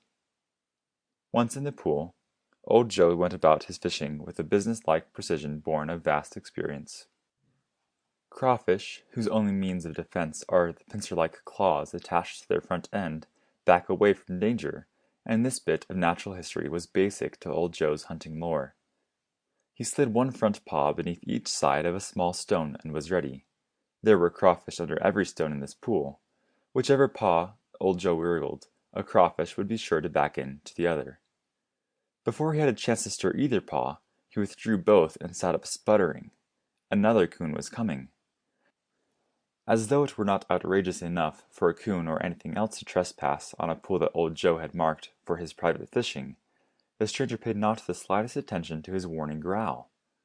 Obviously the intruder needed a lesson in manners, and Old Joe would be delighted to teach it. When the strange coon came near enough, he discovered the reason for his lack of courtesy. It was a mere baby, a little spring-born male, and it hadn't learned manners. But it would. Old Joe launched his charge. The trespasser stopped, squalled in terror, and with Old Joe in hot pursuit, turned to race full speed back in the direction from which he had come. 75 yards from where he started, Old Joe rounded a tussock and stopped so suddenly that his chin almost scraped a furrow in the sand. Just in front of him, her bristled fur making her appear twice her usual size, was the same mate whose den tree he'd sought out when he'd left the great sycamore in February. Old Joe was instantly transformed from an avenger bent on punishment to a husband bent on appeasement. Experience had taught him how to cope with every situation, except that which must arise when he chased his own son, whom he did not recognize, and came face to face with his mate, whom he definitely did. Old Joe had time for one amiable chitter, then in the same motion she was upon and all over him. Her teeth slashed places that Old Joe hadn't previously known were vulnerable, while her 4 paws, that seemed suddenly to have become 40, raked. For a moment he cowered. Then, since she was obviously in no mood to listen, even if he had known how to explain that it was all a mistake, he turned in inglorious flight. She chased him 100 yards and turned back. Old Joe kept running. He reached the other channel, swam Willow Brook, climbed the opposite bank, and finally slowed to a fast walk. He hadn't seen his mate since they'd left her den tree to go out their separate ways, and he hadn't had a single thought of either his wife or his 2 sons and 3 daughters. He had one now, a very profound one. They could have the pool where crawfish abounded, and, for that matter, both channels of Willow Brook, at least for this night. Having met his match, old Joe hadn't the least desire to meet her again. He put another half-mile between them before he considered himself reasonably safe. With the feeling that he was finally secure, came a realization that his dignity had been sadly ruffled. He was also hungry, but broken pride could be mended and hunger satisfied with one of Pine Haglin's few remaining guinea hens. No longer threatened, old Joe became his usual arrogant self. Despite Pine's exalted opinion of his big dog, old Joe knew the creature for the idiot it was. The guinea hens, though wild, were stupid enough to seek the same roost every night, and they roosted in a grove of small pines. Old Joe, who had taken his last guinea hen 6 nights ago, went straight to the grove. He had no way of knowing that sometimes the gods smile on those who refuse to court favor. 5 days ago, just after old Joe's last visit, Pine Haglin's cherished mongrel had gone strolling past a limpid pond on Pine's farm. He looked into the water, seen his own reflection, decided that he was being challenged by a big and rather ugly dog, and promptly jumped in to give battle. The reflection disappeared as soon as he was in the water, but reflections were too complex for one of his mental capacity. All he knew was that he had seen another dog. He was sure that it must be lurking in the pond, and though he never got many ideas, he stuck by those he did get. Presently, still looking determinedly for the other dog, he sank and did not come up. Though Pine could have borrowed any hound that any of his neighbors owned, he remained loyal to his conviction that mongrels are superior. He dickered with Sad Hawkins, an itinerant peddler who'd sell or swap anything at any time, and in exchange for 6 chickens and a shoat, Pine got another mongrel. It was a smaller dog than his former prize, but so tightly packed and heavily muscled that it weighed nearly as much. With a generous portion of pit bull among his assorted ancestors, the dog feared nothing. He differed from Pine's former mongrel insofar as he had some sense. Knowing as well as old Joe where his guinea hens roosted, and aware of the fact that they were being raided, Pine left his dog in the grove with them. Thus came old Joe's second shock of the night. The dog, who wouldn't waste time barking or growling if he could fight, achieved complete surprise and attacked before old Joe even knew what he was about. Since he couldn't run, he had to fight. The weight was nearly even, with the dog having perhaps a 5-pound advantage. In addition, before he came into the possession of Sad Hawkins, he'd made the rounds of behind-the-barn dog fights, and he had never lost one. He could win over most coons. The dog was a slugger, but old Joe was a scientific boxer who knew better than to stand toe-to-toe and trade punches. He yielded to the dog's rushes even while he inflicted as much punishment of his own as possible. However, the battle might have been in doubt had it not been for one unforeseen circumstance. Hard-pressed by a determined and fearless enemy, old Joe reached deep into his bag of tricks. He knew the terrain, and some 15 feet away was a steep little knoll. It was elemental battle tactics that whatever might be in possession of any height had an advantage over whatever might attack it. At the first breathing spell, old Joe scurried to the knoll, climbed it, and waited. He was more than mildly astonished when the dog did not rush immediately. But the dog hadn't had a keen sense of smell to begin with. The numerous fights in which he'd engaged wherein his hold on a vanquished enemy was broken with the liberal application of ammonia had ruined the little he did have. The dog was now unable to smell a dish of Limburger cheese on the upwind side if it was more than 3 feet away, and he could not renew the battle simply because he couldn't find his enemy. Never one to question good fortune, old Joe turned and ran as soon as he could safely do so. First he put distance between himself and Pine Haglin's remaining guinea hens, that were standing on the roost screeching at the top of their voices. Next, he made a resolution to leave Pine's remaining guinea hens alone, at least for as long as this dog was guarding them. Hard on the heels of that came anger. One needn't apologize for running away from one's angry mate. To be vanquished by a dog, and not even a coon hound, was an entirely different matter. Old Joe needed revenge, and just as this necessity mounted to its apex, he happened to be passing the Mundy farm. Ordinarily, he'd never have done such a thing. He knew nothing about Duckfoot, and the cornfield, with the nearest safe tree a long run away, was a poor place to start testing on any unknown hound. Old Joe was too angry to rationalize and too hungry to go further. He turned aside, ripped a shock of corn apart, and was in the act of selecting a choice ear when Duckfoot came running. In other circumstances, old Joe would have stopped to think.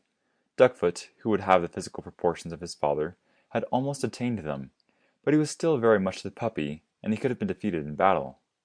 Old Joe had had enough fighting for one night. He reached Willow Brook 3 jumps ahead of Duckfoot, jumped in, ran the riffles, and swam the pools for a quarter of a mile, emerged in a runlet, ran up it, and climbed an oak whose upper branches were laced with wild grapevines. The vines offered a safe aerial passage to any of the 3 adjoining trees. Finding him now was a test for any good hound. A half-hour later, old Joe was aroused by Duckfoot's thunderous tree bark. The big coon crossed the grapevine into a black cherry, climbed down it, jumped to the top of an immense boulder, ran 100 yards to a swamp, crossed it, and came to rest in a ledge of rocks. This time, Duckfoot needed only 19 minutes. Old Joe sighed and went on. The night was nearly spent. He needed safety, and the only safe place was his big sycamore. After the most disgusting night of his life, he reached and climbed it. He hoped that if he managed to get this far, Duckfoot would drown in the slough. But in an hour and 16 minutes, Duckfoot was announcing to the world at large that old Joe had gone up his favorite sycamore. Old Joe sighed again, then he curled up, but even as he dozed off, he was aware of one thing.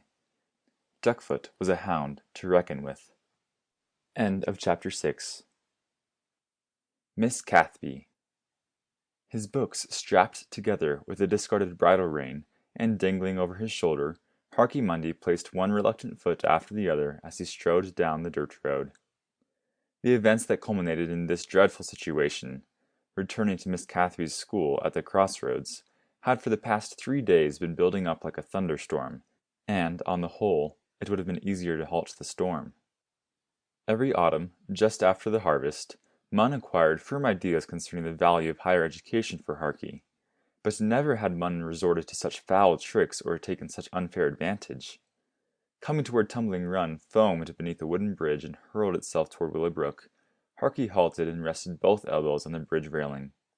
He looked glumly into the icy water, along which coons of high and low degree prowled every night, and he wished mightily that he were a coon.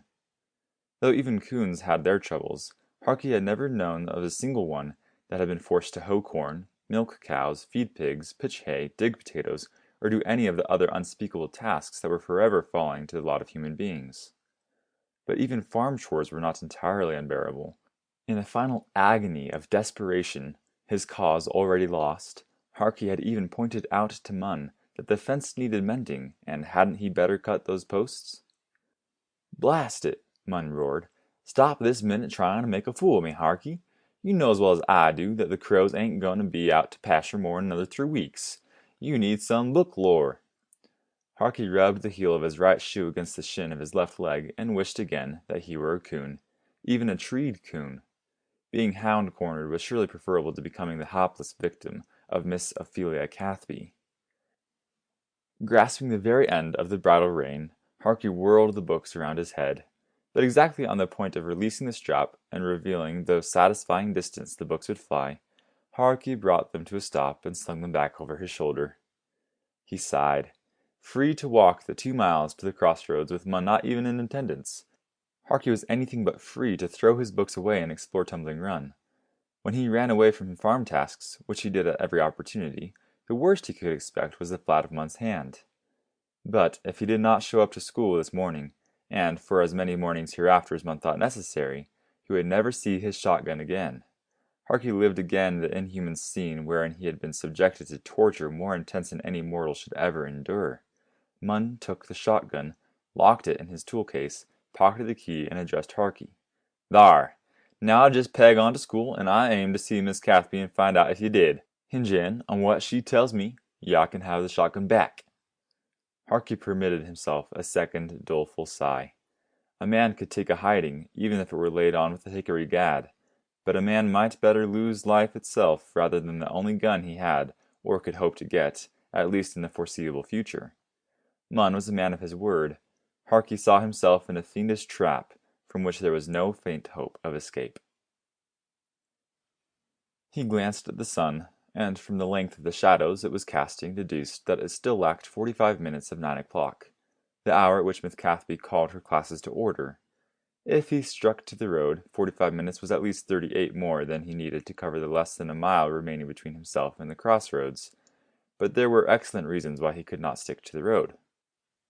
Ross Stanfield, Butt Johnson, Bear Pen Crawford, and Mule Domster all lived upstream from the Mundy farm. Melly Garson and Pine Heglin lived down. Harky had not hesitated to walk openly past Melly's farm, for though Melly had been an enthusiastic sire, he had only begat daughters.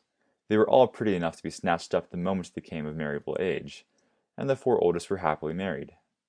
But girls of all ages were forever gadding and doing silly things that interested girls only. Though they probably would think it a modern miracle, Melly's 8 youngest would not consider it necessary to rub salt in Harky's already raw wounds simply because he was going to school. Pine Heglin had specialized in sons, of which he had 7. The 6 eldest were carbon copies of their father. It was said along Willow Brook that if one cared to give Pine or any of his 6 elder sons a good laugh in January, one had only to tell them a good joke the preceding April. The youngest Heglin, named Loring and called Dib, had been born on Halloween, and showed it. Every witch who walked must have touched Dib Heglin, and, among other questionable gifts, they'd bestowed a tongue with a hornet's sting. Dib was 3 months older than Harky. He did not go to school. He found endless amusement in the fact that Harky did go. Harky had no wish to meet Dib. A quarter of a mile, on the upstream side of the Heglin farm, Harky started into the woods and stopped worrying. Dib was not an unskilled woodsman, but he'd never studied in the Stark school from which Harky had graduated with honors. Anyone able to hide from Mundy could elude 50 Dib Heglins. A sour chuckle escaped Harky. Dib, who knew how to add 2 and 2, would know that the Mundy's harvest was now ended. Nobody would have to tell him that this was the logical day for Munn to expose Harky to some more of Miss Cathby's education. No doubt he'd got up a half-hour early just so he could wait for Harky and insult him when he appeared. Presently, as it always did, the magic of the forest overwhelmed less desirable influences. Miss Cathby and her school, while not far enough away to let Harky forget he'd better be there on time, needed to be faced for the immediate present. Harky found himself wondering. Duckfoot had grown like a weed in the corn patch, and to the casual observer he was not greatly different from other gangling hound puppies, but a careful scrutiny revealed him as a dog of diverse talents. There was the incident of the root cellar. Because it would not keep long in warm weather, meat was a premium along Willow Brook during the summer months. When somebody butchered, it was both practical and practice to share with his neighbors. Mule Domster butchered a hog, and to the Mundys he brought a ham and a loin. Munn stored both in the root cellar, that was closed by a latch. The latch was lifted by a string dangling down the door, while Duckfoot, who to all appearances was interested only in scratching a flea beyond his ear, sat sleepily near. Munn removed the ham. Shortly afterward, returning for the loin and finding an empty space where it had been, Munn went roaring to the house for his rifle. Since no farmer of the creeping hills would think of robbing his neighbor's root cellar, obviously an unprincipled and hungry stranger had come up Willow Brook. Finding no tracks, Munn further declared that he was a cunning stranger. Harky had a feeling. It was based on the fact that Duckfoot, who normally ate like a horse, except that he did not chew his food nearly as much, was not at all hungry when his meal was put before him. It meant nothing, asserted Munn, for he had flushed an early flight of teal from Willow Brook, and Duckfoot was perturbed by the ducks. Harky watched the root cellar.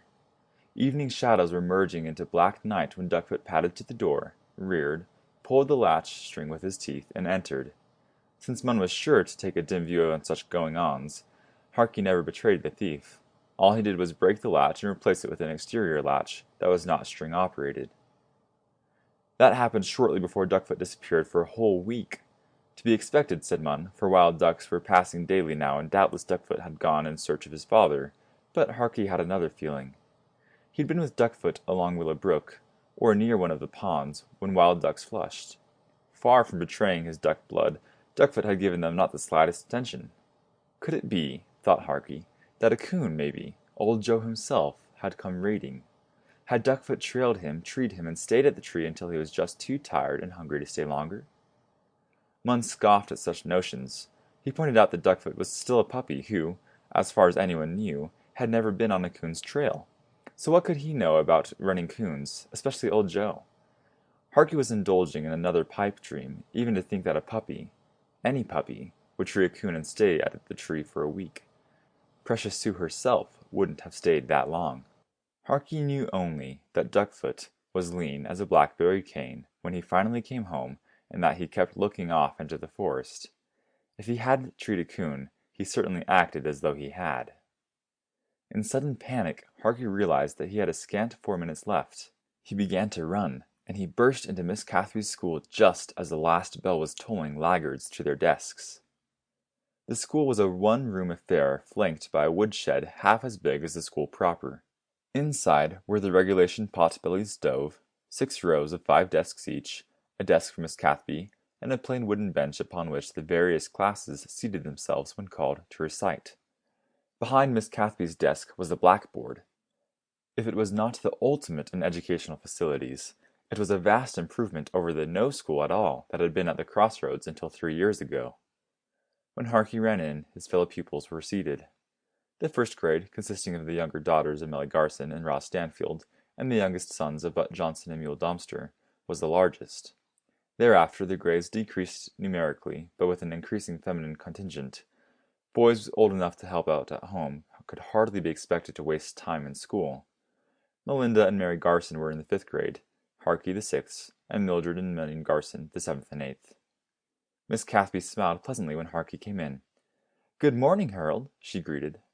"Good morning, ma'am," Harky mumbled. "Is your father's harvest in, Harold?" "Yes, ma'am." Harky, who knew his name was Harold, but wished Miss Cathby didn't know, squirmed and longed to drop through the floor. With the only other male who even approached his age being Mule Domster's 10-year-old son, he was indeed surrounded. Miss Cathby, who knew several things not written in textbooks, understood and let him alone. Harky fixed his eyes on the back of a 12-year-old Melinda Garson's slender neck. He calculated the exact spot where a spitball would have the ultimate effect, then decided that it wasn't worth the while to throw one. The first grade was called for recitation. Solacing himself with the thought that Munn's enthusiasm for book lore seldom endured more than 3 weeks, Harky escaped in the dream. He had his shotgun. Duckfoot was hot on a coon's trail, and presently they heard his tree bark. Munn and Harky made their way to the tree. "Harky," Munn said, "get your light beam on that coon." Harky made ready to shine the treed coon. The words were repeated, and he came rudely awake to discover that Miss Cathby was speaking. "Harold," she said, "are you dreaming so soon?" "Yes, ma'am," Harky said meekly. "Well, come down here. The 6th grade is called to recite." Harky rose and shuffled unhappily to the recitation bench. He slumped down, head bent, shoulders hunched, fists in pockets. Never again, he thought, would he have any part in caging a coon. Not even to train Duckfoot. He knew now what cages are like. "Have you been keeping up with your studies?" Miss Cathby asked. "Yes, ma'am," Harky said. "Which books have you been using?" queried Miss Cathby. "The same ones I used last year," Harky mumbled. Miss Cathby frowned prettily. Harky's last year's books were for the 5th grade. Harky had started in the 4th solely because he'd been too old to begin in the 1st. Miss Cathby's frown deepened. She knew that, with the best of luck, Harky would be under her influence for a maximum of 4 weeks. But Miss Cathby's fragile body harbored a will of granite. If she combined guile with persistence, 4 weeks were enough to turn this youngster from the heathenish ways of his ancestors and show him at least a glimmer of the one true light. "Very well," she said pleasantly. "We'll review your last year's arithmetic. If a farmer harvests 30 tons of hay, sells 2/3, and feeds the remainder, how much will he feed?" Harky shuffled nervous feet and stared past her at the blackboard. "I never could figure that one, Miss Cathby." Miss Cathby said. "It isn't difficult." "Parts ain't," Harky admitted, "but parts are. He'll sell 20 tons, always reckoning he can find someone to buy. The rest just shrivels me up." Miss Cathby sighed. As soon as she proved to her own satisfaction that these backwoods boys are not morons, they proved her wrong. Anyone able to correctly deduce 2/3 of 30 should be able to subtract 20 from 30. A firm adherent of the idea that sugar entices flies while vinegar will not, Miss Cathby applied the sugar. "Come, Harold," she coaxed, "if you have 30 potatoes and give 20 away, how many will you have left?" "10," Harky said promptly. "But we was talking about tons of hay, not potatoes, and that ain't what crosses me up." "What is it that you don't understand?" Miss Cathby pursued. "What kind of critter is a remainder, and how much hay does it eat?" The 5th, 7th, and 8th grades, all as represented by the sisters Garson, filled the room with giggles. Miss Cathby rapped for order and evolved a cunning plan to win Harky's interest and favor by discussing something he did know. "Do you have a good coon hound for the coming season, Harold?" Miss Cathby composed herself to listen while Harky launched an enthusiastic and minutely detailed description of the misadventures of Precious Sue and the wiles of Old Joe. He needed 18 minutes to reach the thrilling climax, the discovery of Duckfoot, and "His paw's a duck," he said seriously. "A duck!" Miss Cathby gasped. "Not just a barnyard duck, and not just a wild duck," Harky explained patiently. "It was some big old duck, maybe older than Old Joe himself, that's been setting back in the woods just hoping Sue would come along." Miss Cathby's eyes glowed with a true crusader's zeal. In all the time Harky had spent in school, and all the time he would spend there, she could not hope to impart more than the rudiments of an education. But here was a heaven-sent opportunity to strike at the very roots of the ignorance and superstition that barred his march toward a more enlightened life. Miss Cathby saw past the boy to the father who would be. Strike Harky's chains, and he would voluntarily free his children. "That's impossible, Harold," she began. Warming to her subject, she sketched the Garden of Eden, traced the history of mankind, disposed of witches and witch hunters in a few hundred well-chosen words, explained the laws of genetics, and finished with conclusive proof that a coonhound cannot mate with a duck. Harky listened, not without interest. When it came to telling stories, he conceded, Miss Cathby was even better than Munn, and almost as good as Melly Garson. Nor was she shooting wholly in the dark. Harky himself did not believe that Duckfoot had been sired by a duck, but there was something wanting. For a moment he could not define the lack. Then, happily, he thought of another of Pine Haglin's ideas. If apples were stored so they could not rot, Pine decided there must be fewer bruised apples. Forthwith, he constructed some lattice-works of willow withes, arranged them on shelves, and stored his apples on them. But Pine had forgotten that some apples are big and some small. The small ones fell through the lattices, and the big ones became jammed in them. All were bruised and rotted quickly, with the result that Pine had no apples at all. Miss Cathby's lecture was like that, Harky decided. She would find an exact niche for Old Joe, Duckfoot, Munn, everything in the world, and she never stopped to think that few things really belonged in exact niches. Her ideas just didn't have room to grow in. Munn's did. "Can you prove to me, Harold, that there is any such creature as this witch duck?" Miss Cathby finished. "No, ma'am," said Harky, and he forbore to mention that neither could she prove there wasn't. By some miracle, the endless day ended. The new books that Miss Cathby gave him strapped in the bridle rein and slung over his shoulder, Harky walked straight up the road. He had a feeling that he was justified when he saw Dib Heglin waiting. "Ya been to see Miss Cathby?" Dib squawked in a voice that would have indeed maddened a sheep. "Did Miss Cathby give ye a bath, bee?" Harky shifted the bridle rein from his right hand to his left. Affecting a gait that was supposedly a caricature of Miss Cathby's feminine walk, and was remarkably similar to the waddle of a fat goose, Dib came toward him. "Ya been to see—" he began. They were near enough. Harky's right fist flicked out. "Yow!" Dib shrieked. Harky danced happily on. No day was wholly wasted if it left Dib Heglin nursing a bloody nose. End of chapter 7. Melinda. Melly Garson sat on an overturned pickle keg, sourly contemplating the inequity of fate. If he was no better than the next man, he told himself, Neither was he worse. So why should some be rewarded with a free buggy ride, while others received a kick from the mules pulling the buggy? Melly shifted his right foot, the newest reason for eating bitter bread, and glared at the crutches without which he was helpless. It was indeed a bitter blow, but it seemed to Melly as he sat there his entire life had been one blow after another.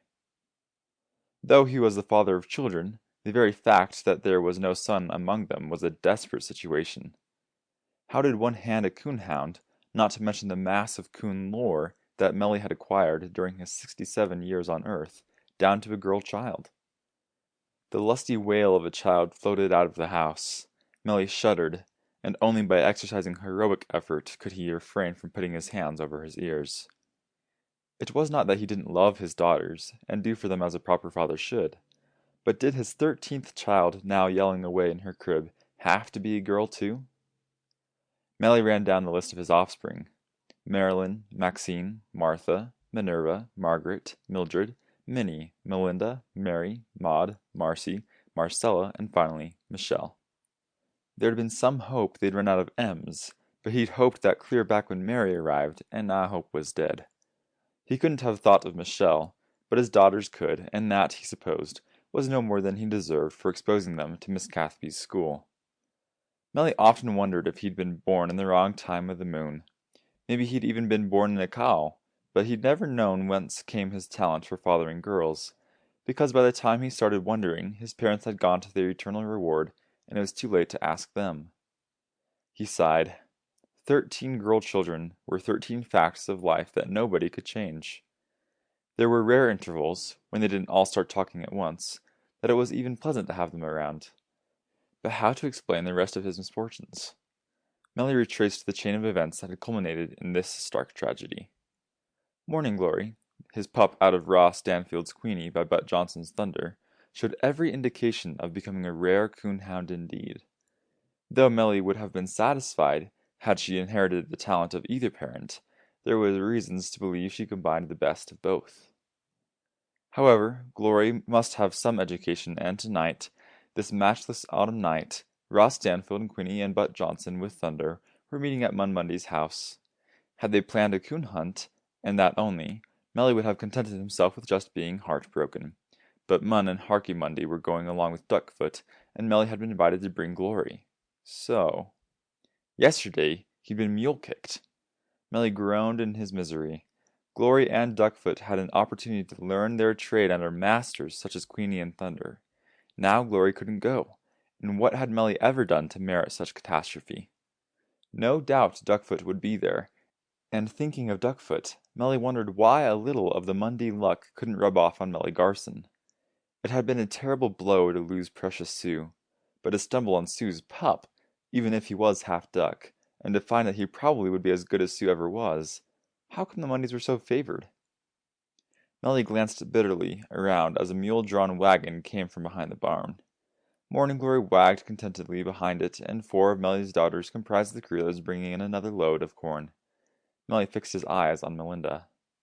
12 years old, and limber as a willow withe, and pretty as a week-old colt, she was driving the self-same mules that had kicked Melly right out of the coon hunt. Furthermore, she was driving them more skillfully than her father ever had. Melly permitted himself a troubled frown. Certain Melinda would be a boy, and a firm exponent of starting the worthwhile things of life as early as possible, Melly had even dickered for a hound pup so the 2 babies might grow up together. Somebody had crossed him up or sneaked up on him, but Melinda should have been a boy.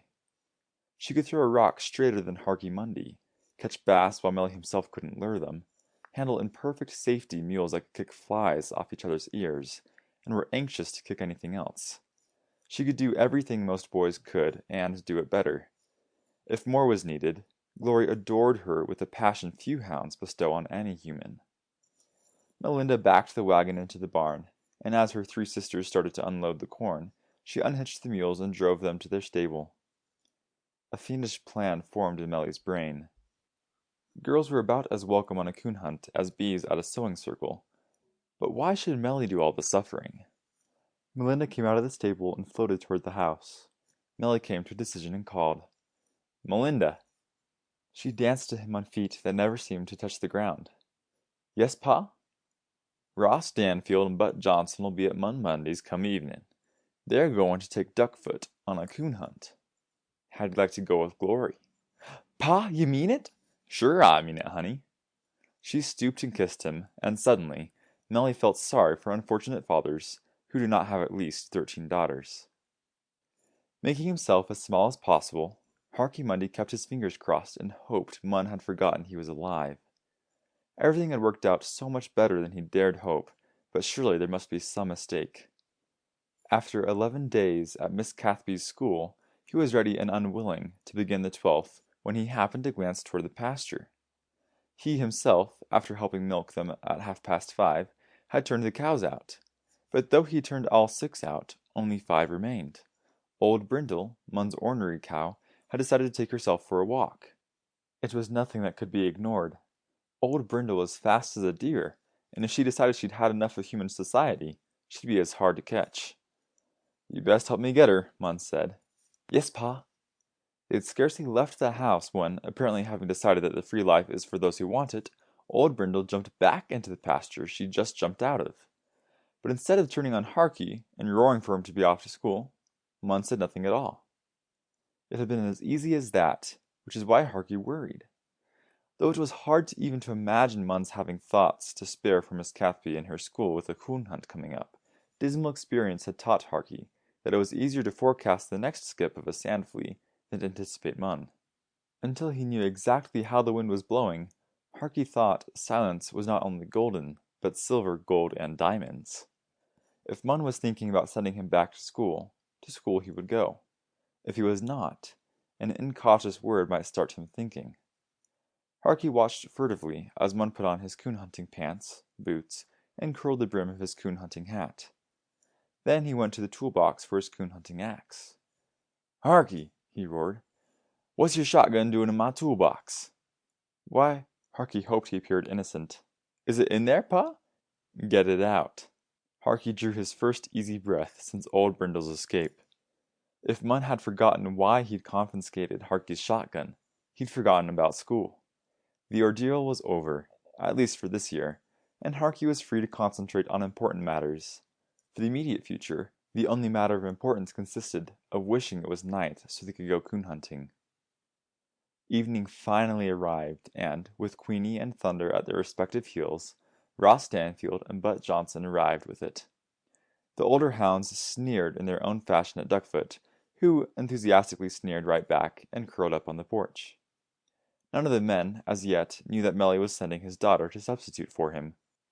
When Queenie, Thunder, and Duckfoot set up a desultory baying, all thought that Melly would join them shortly.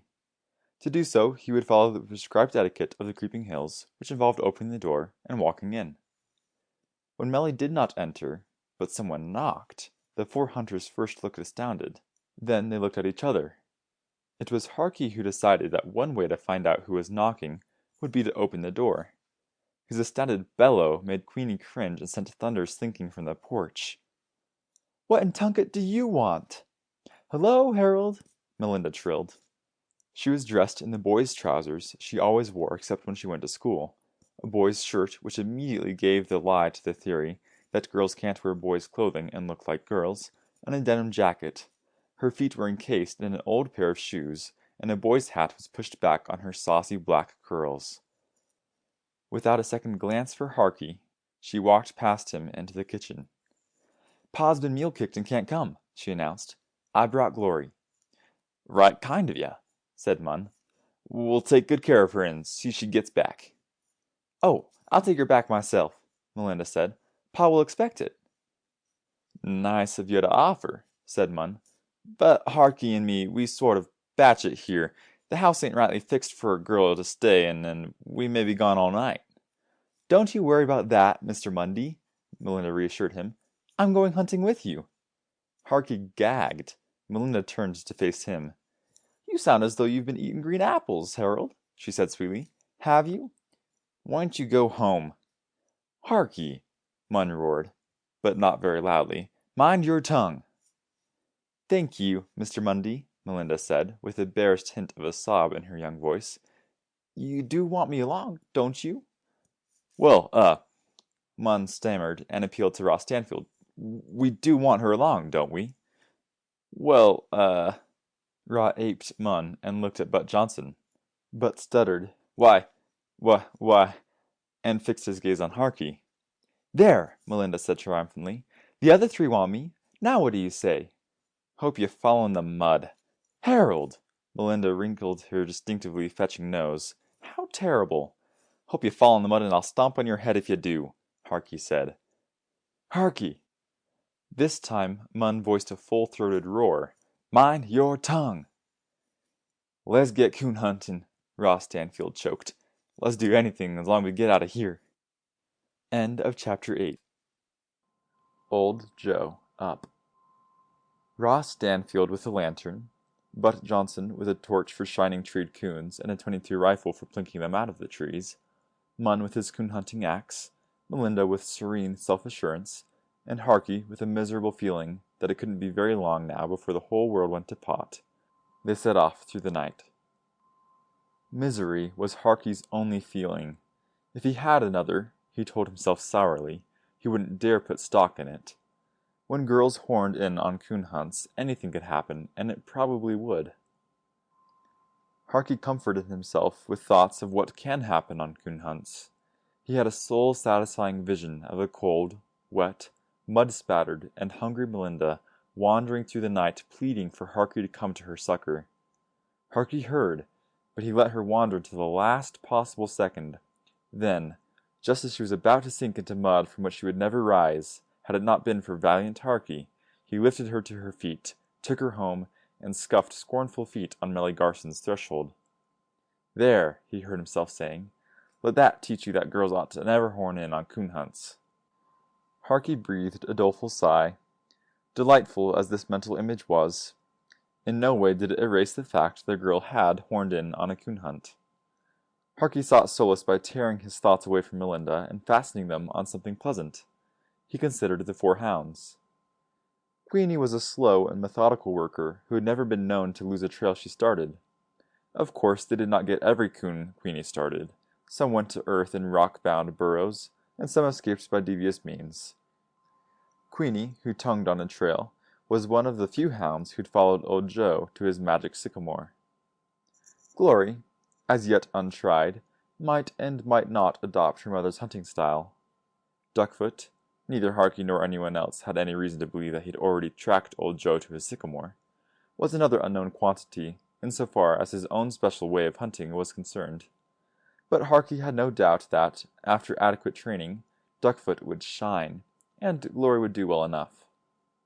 Thunder, next to Precious Sue, the best coonhound ever to run the creeping hills, couldn't be doubted. Big, long-legged, and powerful, Thunder was another hound who distinguished himself by tracking old Joe to the big sycamore. A silent trailer, but a tree barker who did credit to his name, Thunder was so fast that he often caught coons on the ground. With 6 years of hunting experience behind him, he was probably the best of the 4 hounds on this current hunt. They were, Harky thought, a pack fit to run in any company. With Thunder to run ahead and jump the coon, Queenie to work out the trail at her own pace and at regular intervals to announce the direction Thunder had gone, and quality pups like Duckfoot and Glory, any coon they struck tonight, with the probable exception of old Joe, would find his stretched pelt on the barn door tomorrow. Maybe even old Joe would have a hard time with this pack. Thinking of coons, Harky was pleasantly diverted for a few minutes more. Creatures of the season, coons availed themselves of the most, of the best, of whatever was handy. When they emerged from their dens at winter's end, they liked to fill their stomachs with buds and tender grass and flower shoots. As the season advanced, coons conformed.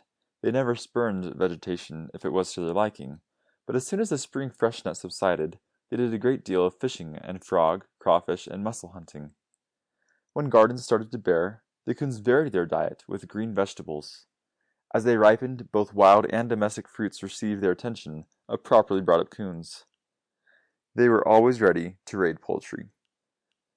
At this time of year, with frogs already gone into hibernation, fish inclined to linger in deep pools where even old Joe couldn't catch them, the crawfish and mussel crop well picked over, the vegetation withered, coons concentrated on fields of shocked corn, such fruit as might cling to branches, and beech and oak groves, where they foraged for fallen beechnuts and acorns.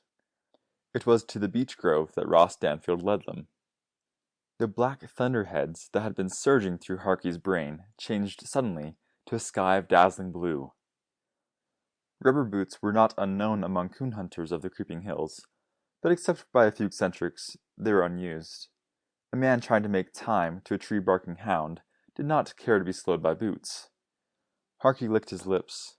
God tempered the wind to the shorn lamb, but ice water felt like ice water, even to a coon hunter, and the grove toward which Raw headed was on the far side of Willow Brook. The water was autumn low with plenty of exposed stones, but jumping them in the daylight and jumping them under lantern light were different matters. Harky wasn't sure that even he could cross at night without getting wet. It looked as though ladies' night at coon hunts would terminate abruptly and soon. Harky hoped so, and it would be a nice touch indeed if Melinda scraped her shins when she fell in. Willow Brook glinted in the light as Ross Stanfield held his lantern high to see whether they were approaching a pool or riffle. It was a riffle that purled lazily and coldly around exposed stones. Harky grinned in the darkness. It looked easy, but there was a trick to it. Once you started jumping, there was no turning back and the stones were unevenly spaced. You had to adjust your jumps accordingly, so that it took a really experienced stone jumper to cross in reasonably dry condition. Contemplating the joys of watching Melinda come reasonably near drowning, Harky made a shocking discovery. Thunder, Queenie, and Glory still trailed at the heels of the hunters, but Duckfoot was no longer present. Harky gulped, then used the thumb of his left hand to trace a circle on the palm of his right. Less than half a shake ago, Duckfoot had pushed his cold nose into that dangling palm, and the circle Harky made there would certainly close him in and bring him back from wherever he had gone. At any rate, it should. It didn't. Chills never born of the frosty night chased each other up and down Harky's spine. Munn claimed Duckfoot was half duck. Miss Cathby said that couldn't be, and Harky wavered between the two. He looked again, but only 3 hounds waded into the riffle and joined the hunters gathered on the other side. Harky jumped. If he had his mind on his work, he'd have crossed in perfect safety, but just as he made ready to strike a humped-backed boulder with the sole of his left foot, he miscalculated and struck with his heel. That broke his stride to such an extent that the next jump was 6 inches short, and instead of landing on a flat-topped rock where he could have balanced, he came down in 10 inches of ice water. Only vast experience as a rock jumper prevented an all-over bath. Harky threw himself forward to support his upper body on the flat rock.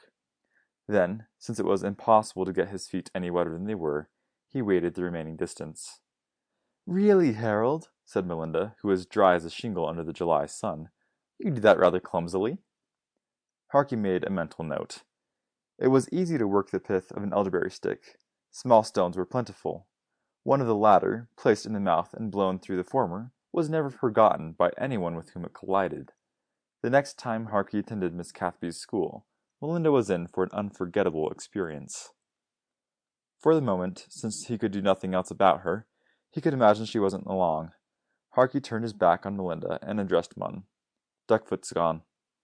"Danged if he ain't," said Munn, who noticed for the first time that they had only 3 of the 4 hounds with which they had started. "When d'you note it?" "Other side of the brook," Harky said in a hushed voice. "One minute his nose was in my hand, the next it wasn't. Do you figure he took wings and flew off?" "It could," Munn began, but his about-to-be-expressed opinion that such a premise was wholly reasonable was interrupted by Melinda's "Nonsense!" Harky blazed, forgetting his sensible plan to ignore her. "What do you know about it?" "Now don't lose your temper, Harold," Melinda chided. "It's silly to suppose Duckfoot's half duck." Harky drew his arm back. "Silly, huh? I've a good mind to." "Harky!" Munn roared. "Men don't hit women." "Why don't they?" Harky growled. "You're being childish, Harold," Melinda said sweetly. "Duckfoot's simply gone off somewhere. Perhaps he got tired and went home." Harky tried to speak and succeeded only in choking. If it was an insult to assert that Duckfoot could not be half duck, it was heresy even to imply that he left a hunt and went home because he was tired. Harky recovered his breath. "Duckfoot didn't go home!" he screamed. "Really, Harold," Melinda said, "it isn't necessary to make so much noise." Harky was saved by the bell-like tones of a sudden tonguing hound. "Queenie's got one," Ross Stanfield said. "That's Glory tonguing," Melinda corrected. "She's pitched just a shade higher than Queenie." "Now, miss," Ross stuffed his tobacco into a corner of his mouth, "I know my own hound." "There she is," Melinda said. A second hound, almost exactly like the first, but with subtle differences that were apparent when both tongued at the same time, began to sing. Ross Stanfield promptly swallowed his chew, but Johnson and Munn were momentarily too shocked to move. Harky gasped. There was witchery present that had nothing to do with Duckfoot. Ra didn't know his own hound when he heard it, but Melinda did? Then Harky put the entire affair in its proper perspective. What else could you expect when you brought a girl on a coon hunt?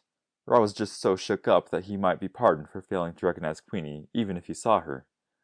"Let's get huntin'," Ra muttered. Guiding himself by the blended voices of Queenie and Glory rising into the night air, and seeming to hover at tree-top level for a moment before they faded, Harky began to run. The cold air whipped his face. The night whispered of all the marvels that have been since the beginning of time and will be until the end. For a moment, he even forgot Melinda. This, he thought, was what a coon hunting really meant. Listening to the hounds and trying to keep pace, knowing that somewhere far ahead, swift and silently running, Thunder was also on the coon's trail, drawing mental pictures of the coon and his scurry to be away. Thunder bursting upon and surprising the coon, who'd be listening to the tonguing hounds. The chorus as all the hounds gathered at the tree. Harky laughed out loud.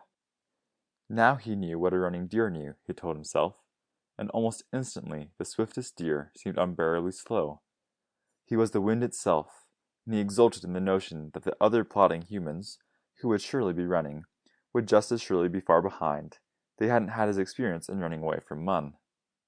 Glory and Queenie, who seemed to run at the same pace even as they tongued in almost the same pitch, drew further ahead but remained well within hearing. Harky frowned thoughtfully as he sped through the night. The way that coon was running, and the way the dogs became quiet at intervals, as though they had been thrown off the scent. He had a feeling they were on old Joe himself. When he climbed a knoll and was able to hear nothing, he no longer doubted. Queenie and Glory were casting for the trail, and old Joe was the only coon that could keep Queenie puzzled this long. Harky halted. "Old Joe, sure enough," he said out loud. "Don't you think," Melinda asked calmly, "that we should go directly to his big sycamore?" Harky jumped like a shot-stung fox. He blinked, not daring to believe she kept pace with him, but unable to discredit his own eyes. Suddenly he felt far more the plodding turtle than the speeding deer, but he extricated himself as neatly as old Joe foiled a second-rate hound. "If I hadn't slowed down on account of you," he said belligerently, "I'd have been at old Joe's tree by now." Melinda said meekly, "I know you're running slowly, Harold, but you needn't have. I could have gone much faster." Harky gulped and felt his way. Melinda, he decided, must have brought her rabbit's foot with her, and probably she'd rolled in a whole field of four-leaf clovers. Beyond any doubt, she'd also observed the phases of the moon and conducted herself accordingly. "What do you know about old Joe's sycamore?" he asked. "What everybody knows," she said casually. "Old Joe runs to it any time he's hard-pressed by hounds."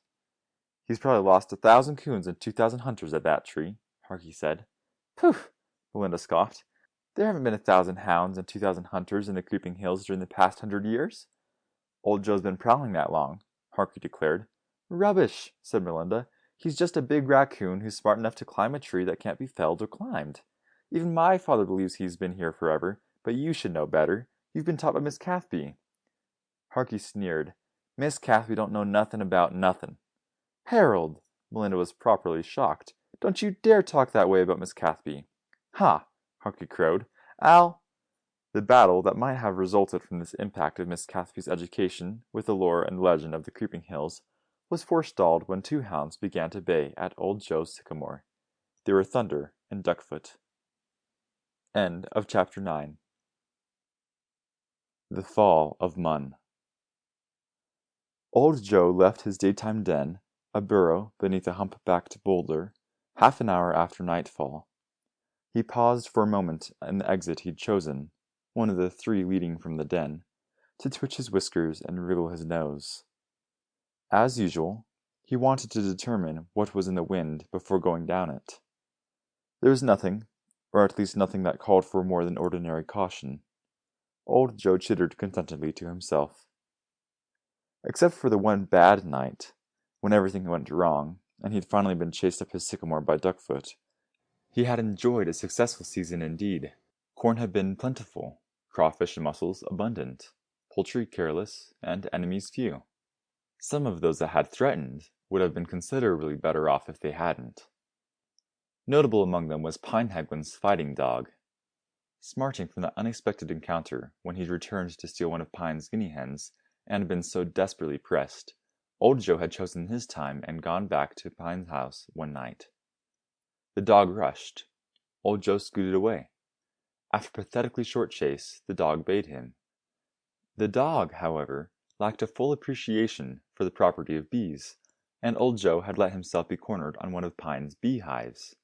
The dog closed, the hive tipped over, and while old Joe scurried happily onward, the dog received a short but intensive education in the folly of tipping beehives.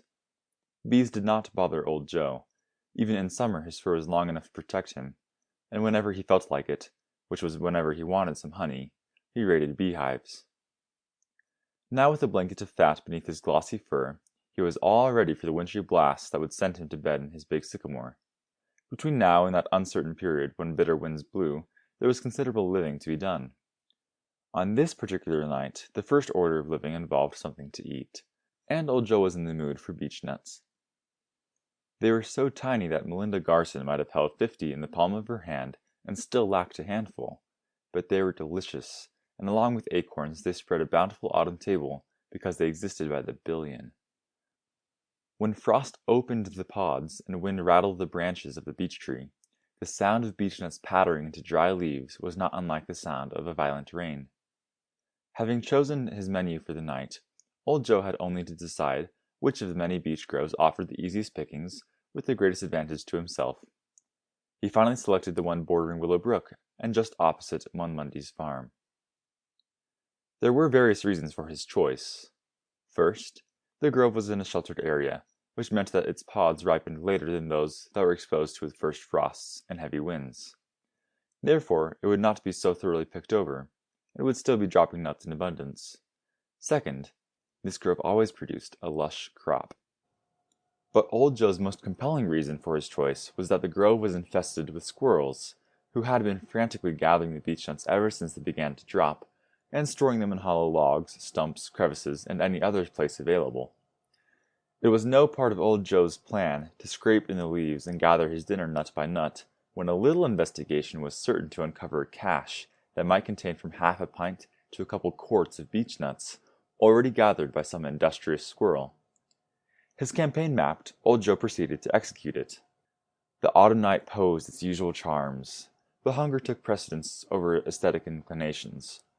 Old Joe did not linger to watch starlight glinting on a pond, investigate foxfire in a swamp, or even to retrieve a 9-inch trout wounded in combat with some bigger fish that was feebly reeling in the shallows. The trout was a delicacy, but so were beechnuts. Let lesser coons settle for less than they wanted. Coming to a long pool, old Joe plunged in and swam its length. Thereafter he kept to Willow Brook. He had seen no evidence of hunters, and had no reason to suppose that any were abroad tonight, though keeping to the water was an amateur's trick, when any good coon hound could decipher without difficulty. Leaving this break in his scent was one of old Joe's numerous forms of insurance. If a hound should get on him, old Joe would have at least time to plan some really intricate strategy. Dripping wet, but not even slightly chilled, and with every sense and nerve brought wonderfully alive by his journey through ice water, old Joe climbed the bank into the beech grove. He paused to reconnoiter. The grove, composed entirely of massive beech trees, bordered Willow Brook for about a quarter of a mile, and gave way to spindly aspens on either side. The best beechnut hunting lay in the most sheltered area near Willow Brook, but there were other considerations. There had still been no evidence of hunters. Old Joe, however, could not afford to ignore the possibility that some might venture forth. He knew perfectly well that the instant he left Willow Brook, he had started laying a hot trail that any mediocre hound could follow. While mediocre hounds were no cause for concern, they were as scarce in Creeping Hills as apples on a beech tree. Old Joe must plan accordingly, and his immediate plans centered about a lazy slough that lay a short distance back in the beech trees and had its source in a lazy runlet that trickled down an upheaval of massive rocks. He made his way towards the slough. The grove already had an ample quota of beechnut harvesters of high and low degree. Old Joe circled a snuffling black bear that squatted on its rump, raked dead leaves with both front paws in gusty abandon, and bent its head to lick up beechnuts along with shredded leaves, dirt, and anything else that happened to be in the way. Farther on was a buck with massive antlers, then a whole herd of deer. A family of skunks had come to share the bounty, and a little coon that hadn't yet learned the proper technique of harvesting beechnuts made up in enthusiasm what he lacked in skill. Old Joe bothered none.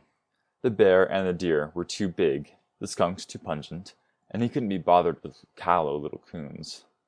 Anyhow, there was plenty for all. Old Joe came to the slough and sat up to turn his pointed nose to each of the four winds. Detecting nothing that might interrupt his dinner, he fell to hunting. Towering high over the slough, touching branches across it as though they were shaking hands, the beech twigs rattled dryly as the wind shook them, and beechnuts pattered in the leaves or made tiny splashes in the slough. Old Joe, with no disdain for the many nuts he might have gathered, but a hearty contempt for the work involved in gathering them, went directly to a moss-grown stump. He sniffed it, then he nibbled it. Finally, half sitting and half crouching, he felt all around it with both front paws. The moss was soft and the stump rotting, but nowhere was there a crack or crevice in which a provident squirrel anticipating the winter to come might have concealed any beechnuts. In no way disheartened, Old Joe went from the stump to a gray-backed boulder and explored that. Again he failed. On his third try, fortune smiled. At the very edge of the slough, possibly because its deep roots were embedded in constantly wet earth, a great beech had been partially toppled by a high wind that screamed through the grove. One massive root lay on top of the ground and snaked along it for 3 feet before probing downward again. Beneath this root, Old Joe found the hidden treasure trove of what must have been the most industrious squirrel in the creeping hills. At least a gallon of beechnuts were packed in so tightly that it was necessary to pry the first ones loose. Old Joe settled himself to partaking of the squirrel's hoard. Opportunity, which knocked often, but rarely in such lavish measure, had better be welcomed instantly and swiftly, or there was some danger that the squirrel might yet partake of some of the nuts. But though Old Joe was industrious, it just wasn't his night. He'd eaten about a fifth of the squirrel's cache when the bear he'd previously circled raced to the slough, splashed across it, and with a great rattling of stones and rustling of leaves, ran up the hill and disappeared into the night. Old Joe came instantly to attention. The bear, a big one, was frightened. Big bears did not easily take fright, therefore something was now in the beech grove that had not been present when Old Joe arrived. A moment later, Duckfoot rushed him. Keener scented than any of the other 3 hounds, Duckfoot had been the first to discover that a coon was indeed in the beech grove, and he acted accordingly. Old Joe rolled down the bank into the slough and started swimming. On such dismal occasions his mind was automatically made up, so that there was no need to linger and determine a proper course of action. He swam fast, but at the same time he exercised discretion. A terrified young coon would have splashed and rippled the water, and thus marked his path of flight for any hound that was not blind. With everything except his eyes and the very tip of his nose submerged, Old Joe swam silently. It had been the case of mutual recognition, and Old Joe never deluded himself. With Duckfoot again on his trail, the only safe tree was his big sycamore. Emerging at the head of the slough, Old Joe ran up the trickle that it fed it, scrambled down the far side of the upended rocks, raced through a swamp, and took the shortest possible route back to Willow Brook. He just reached and jumped into the brook when any lingering plans he might have had for the foiling of Duckfoot were put firmly behind him. Back where the hunters were gathered, Glory and Queenie began to sing. Though he'd never been run by Glory, Queenie was the slower and noisier half of the formidable team, and Thunder would be along presently. There was no time to waste. Swimming the pools and running the riffles, and knowing that neither these nor any other tactics would baffle Thunder and Duckfoot for very long, Old Joe sacrificed strategy for haste. Panting like a winded dog, he sprang into the slough at the base of his sycamore, swam it, and climbed. He tumbled into his den, sighed gratefully, and waited for whatever came next. It was Duckfoot and Thunder. Running neck and neck, the inexperienced puppy and the tested veteran reached the sycamore at exactly the same second and awakened the night with their voices. Old Joe stirred uneasily. This was not the first time he had been trailed to his magic sycamore. Never before had he been so hotly pursued. He was on the point of leaving his den, climbing further up the sycamore, and escaping through his tunnel, but Old Joe restrained himself. He had always been safe here, and he was too smart to panic. Besides, if the worst came to the worst, he could still use his tunnel. Thunder and Duckfoot, blessed with voices that would have awakened Rip Van Winkle, were presently joined by Queenie and Glory. Old Joe scratched his left ear with his right hind paw, a sure sign of nervousness. On various occasions, one hound had trailed him to the sycamore. A few times there had been two, but never before had there been 4 hounds at the sycamore's base. Again, Old Joe was tempted to resort to his tunnel. Again, he refrained and waited for the hunters. Harky and Melinda came. Old Joe wriggled his black nose. Harky, usually the first to arrive at any tree when a coon was up, he knew well. His acquaintance with Melinda was only casual. He heard the pair talking. "When he wants to get out," Harky vowed seriously, "some says he climbs on a limb and drops back into the slough. On the other hand, some say he grows wings and takes off like a bird." "How silly!" Melinda exclaimed. "Yeah?" Harky asked translucently. "What do you know about it?" Melinda declared scornfully, "Enough not to believe such nonsense. He has a den somewhere in that sycamore, and he's in it right now. The only reason nobody ever found it is because everyone's been too lazy to climb." "And how are you going to climb it?" Harky demanded. "Just cut one of the smaller trees, brace it against the crotch of the sycamore, and shinny up it," Melinda asserted. Harky said nothing because this purely revolutionary scheme left him speechless. Old Joe's uneasiness mounted. Though he understood no part of the conversation, he had no doubt that a new force had invaded coon hunts. The men who'd always come to his magic sycamore had been happy just to get there, proud of hounds able to track Old Joe so far, and amenable to the idea that neither hounds nor humans could further cope with a coon that was part witch. Old Joe didn't know what she was, but Melinda was definitely not a man. The rest of the hunters arrived, but before they could begin their ritual, that had to do with the invincibility of Old Joe, Melinda threw her bombshell. "I was telling Harold," she said wryly, "that Old Joe has a den somewhere in his big sycamore. Why don't we fell a smaller tree, brace it against the sycamore, and shinny up to find out?" "By gum," Munn said. As soon as the 3 men recovered from this flagrant violation of everything right and proper, Old Joe heard the sound of an axe. A tree was toppled, trimmed, and leaned against the sycamore. "Let me go up, Pa," Harky said. Munn asserted, "If anybody's going to have a first look at Old Joe's den, it'll be me." Munn and Old Joe started to climb. "Thar he scampers!" yelled Ross Stanfield. Old Joe continued to scamper, paying no attention whatever to the fact that, while excitement reigned, Munn fell out of the sycamore. Old Joe climbed out on the limb and tumbled into his tunnel. Duckfoot, who'd noted the obvious escape route but was just a split second too late, tumbled in behind him. Both the tunnel and Old Joe, however, were low built. Duckfoot, considerably farther from the ground, had to crawl where Old Joe ran. The big coon ran out of the tunnel and into the swamp with a safe enough lead. But the next morning's sun was 2 hours high before he managed to shake Duckfoot from his trail. End of Chapter 10. Impasse. Harky Mundy shoved his fork deeply into the hay. He twisted the tines to gather the biggest possible load. As long as a man had to pitch full hay, he might as well do so in as few forkfuls as possible and get the misery over with. Then he tumbled his load down the chute into the cow stable and leaned on his fork to indulge in some sadly needed self-criticism.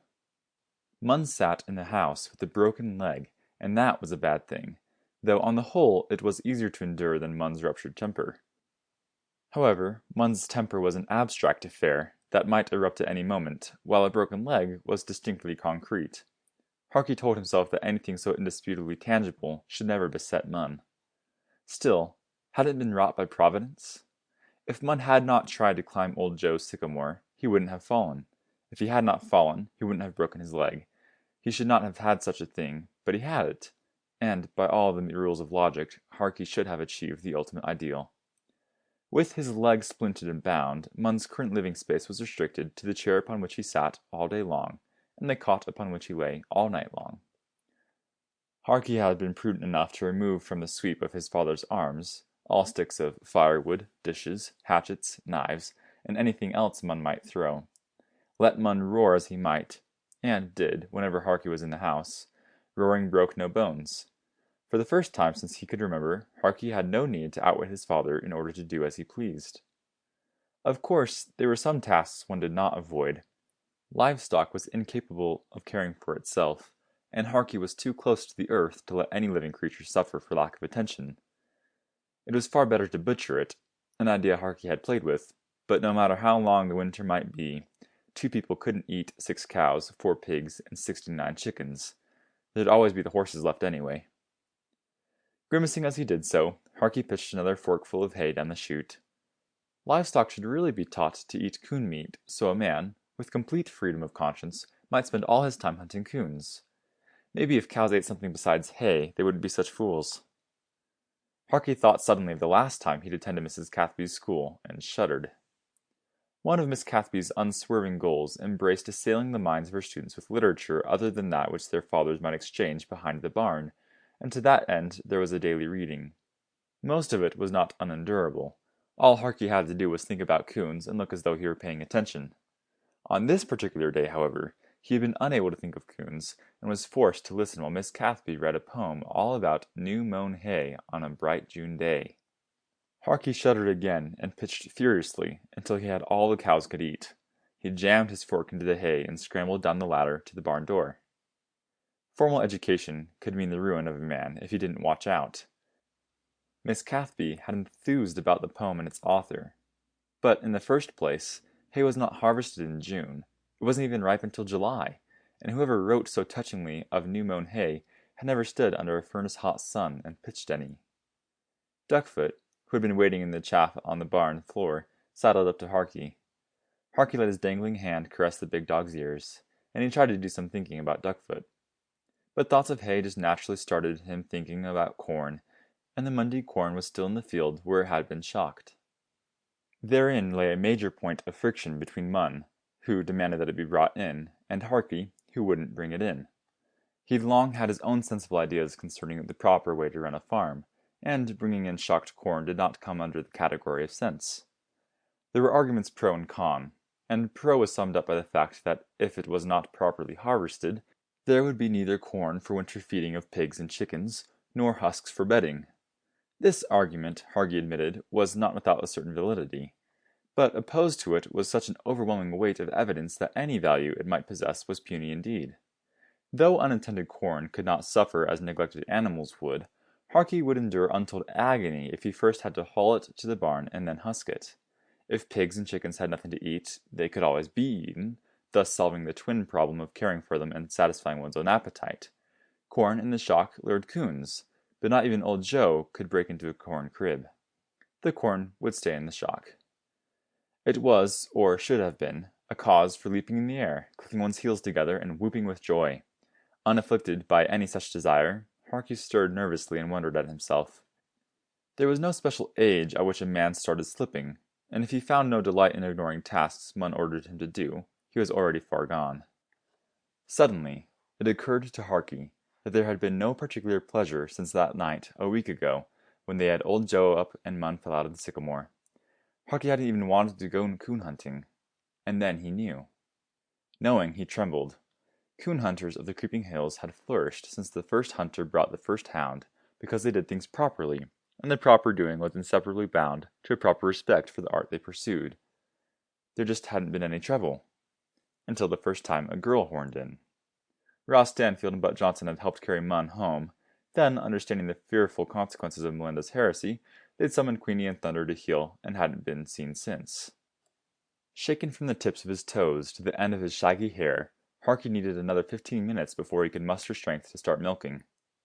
Melinda had put a hex on all of them that night she stood beneath old Joe's sycamore. With old Joe up, she declared so loftily that the sycamore was not a magic tree, but merely one that hunters were too lazy to chop or climb, and that old Joe was nothing more than a big, wise, and rather interesting coon. That accounted for the broken leg of Munn, the aloofness of Ross Stanfield and Butt Johnson, and the unhappiness of Harky. He sat down to milk, but he was still so jarred by the dreadful tidings he just imparted to himself, that when old Brinkle kicked the pail over, Harky didn't even threaten her with a club. Affairs were already in a state so hopeless that nothing old Brindle did could complicate them further, not even if she kicked Harky's brains out. He finished the milking and the other chores and latched the barn door. Duckfoot trailed behind him as he walked toward the house, but Harky did not even have his usual friendly pat for the hound's head when they came to the porch. Duckfoot, who had shed most of his puppyish ways, crawled disconsolately into his sleeping box. Gloom remained Harky's companion. 51 years ago, or approximately at the beginning of time, his great-grandfather had settled this very farm. There had been Mondays on it since, and hounds of the lineage of Precious Sue, and all of them had hunted old Joe. Now the spell was broken because a mere girl who had been taught by Miss Cathby, who didn't know anything about anything, had considered it right to trifle with spells. Harky recalled the night Melinda had brought Glory to the coon hunt. He had, he remembered, hoped Melinda would fall in the mud, and had promised to stamp on her head if she did. He could not help thinking that that had been a flash of purest insight, and that all would now be favorable if Melinda had fallen in the mud and had her head stamped on. Harky turned to the doorknob and made his decision as he did so. The new and radical, as represented by Melinda and Miss Cathby, must go. The old and steadfast, as embodied in the immortality of old Joe, and the probability that Duckfoot's father was really a duck, must be restored to the pedestal from which it had been toppled. But Harky needed Munn's advice, and he was so intent on the problem at hand that he only half heard his father's greeting. "So ya finally came back, eh? Of all the blasted, lazy, poky, turtle-brained warts on the face of creation, I just don't know of a one worse than you." Harky said, "Yes, Pa." Startled, but too much under the influence of his own momentum to stop suddenly, Munn demanded, "Did you get the corn in?" "No, Pa." The fires in Munn's brain died. Harky, who should have been sassing him back, was meekly turning the other cheek. Despite Munn's frequently and violently expressed opinions concerning the all-around worthlessness of his offspring, Harky was his son, and the sole hope of the coon-hunting branch of the clan Mundy. "Yes, sick, Harky?" Munn asked suspiciously. "No, Pa." "Then what's chewing on ya?" "Tell me again when my great-grandpappy come here," Harky requested. Munn sighed. "Nigh on 52 years past." "That's a heap of time, ain't it?" Harky asked. "A smart heap of time," Mundy declared proudly. "Not many families know as much about themselves as the Mundys." "You sure," Harky went on, "that Sue come to no good end on account she run in the dark of the moon?" Munn shrugged. "What else?" "And Duckfoot's pappy was a duck." Munn looked puzzled. "Think I'd lie, Harky?" "No, Pa," Harky said hastily. "Just tell me again that all us Mondays been on the trail of Joe." "How can you ponder?" Munn asked. "My grandpappy told my pappy told me who told you that old Joe's been hunted by every Monday." "What do you think of old Joe's big sycamore?" Harky questioned. "It's a witch tree," Munn said seriously. "I ain't rightly been able to figure if an old Joe takes wings and flies off of it, or if he jumps into the slough, but I'm sure if an old Joe gets in his witch tree, naught can harm him." "Ha!" Harky exclaimed. "Now we know." "Know what?" Again, Munn was puzzled. "All," Harky declared. "Melly Garson gets mule kicked. Melinda brings Glory to horn in on our hunt. We get old Joe up in his sycamore. Melinda says it ain't no witch tree, and old Joe's not but a big coon. You believe her, and try to climb. You bust your leg. Rot and Butt don't want no part of us, and," Harky wailed, "I can't even take pleasure on account you can't make me fetch the corn in." "By gum," Munn said, "you got it." "Sure I got it," Harky asserted. "Why do you let Melinda horn in on a coon hunt, Pa?" "I don't rightly know," Munn admitted. "I wa'n't of no mind to have her, and I know Rot and Butt wa'n't, but she was of a mind to go, and gol ding it, when a woman's of a mind to do something, they do it." "I would have stomped on her head if she'd fell in the mud," Harky assured his father. "I know." Munn meditated. "And it wa'n't a poor notion, but gol ding it, men just don't mistreat women." I still don't know why, said Harky. Nor I, Mun admitted. They just don't, and that's all. Your ma, she didn't weigh more'n half what I do, but she's the only mortal critter that ever made me take to the woods. Are women ornery all the time? Harky questioned. About half, Mun said. Rest of the time, well, they're women. What else do you know about 'em, Pa? Durin' little, Mun confessed. What you driving at anyhow, Harky? Melinda put a spell on us, Harky said. But it ain't all her doin'. Miss Cathby showed her how. I never thought of that, Mun said. Ne'er again do I make you go to school, Harky. Good, Harky said. But I gotta get the spell off. How do you aim to go about it? Mun questioned. I'll ask Melinda to fetch Glory on another coon hunt, Harky declared. We'll run old Joe up a sycamore again, then I'll climb the tree and make her climb with me. She'll eat mud when she finds out there ain't no den.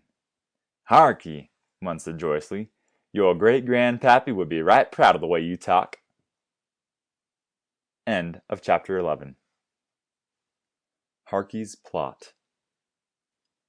Melly Garson, still immobilized by the mule kick, was aware of the stain that afflicted his immortal soul. But he was not completely repentant. Nothing could be worse than another day on the pickle keg. Listlessly, Melly caught up a handful of pebbles and shied them one by one at a knothole in the woodshed wall. He shook his head and uttered a despairing moan. Tossing pebbles at the knothole was the only game he'd invented to beguile the passing hours. And at first it had been interesting, because he made a bullseye only about 1 time in 20.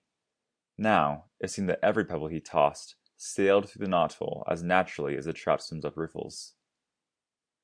Melly contemplated scooping up more pebbles for more sharpshooting, but where was the fun when he just couldn't miss? Glumly, he reviewed the sin for which he must one day answer. He should not, he told himself, ever have sent Melinda to take Glory on the coon hunt. But how was he to know that they'd get old Joe up in his magic sycamore?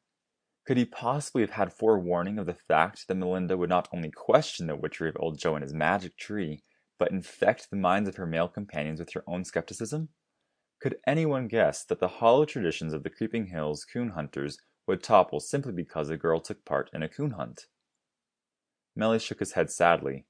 Melinda, not exactly a woman, was not exactly a girl either. She was, Melly told himself, old enough to cast the monkey wrench that usually lands in the gears whenever women intrude on affairs that by every law of God and nature belong exclusively to men. The wreckage had been fearful indeed. Mun Mundy laid up with a broken leg, Ross Stanfield and Butt Johnson afraid to show their faces on the lower reaches of Willow Brook, Harky Mundy mad as a trapped mink, and Melinda explaining blithely that hunting raccoons was indeed good sport. Melly buried his face in his hands and shook with anguish. He was not, he told himself honestly, as ashamed as he should be because he had thrown such a destructive bomb among the Creeping Hills coon hunters. But that a Garson, even a female Garson, should refer to the art of coon hunting as mere good sport shook the very foundations of everything in which Melly had faith. Glory, who had been dozing in the sun, rose and prowled restlessly over to snuffle at a woodpile. Melly regarded her with an experienced eye. Melinda might lack a true appreciation of coon hunting, but she'd certainly given him a thorough rundown on Glory. A slow starter and slow hunter, Melinda had said, and she tongued on the trail, but she was steady as a church and true as a homing pigeon.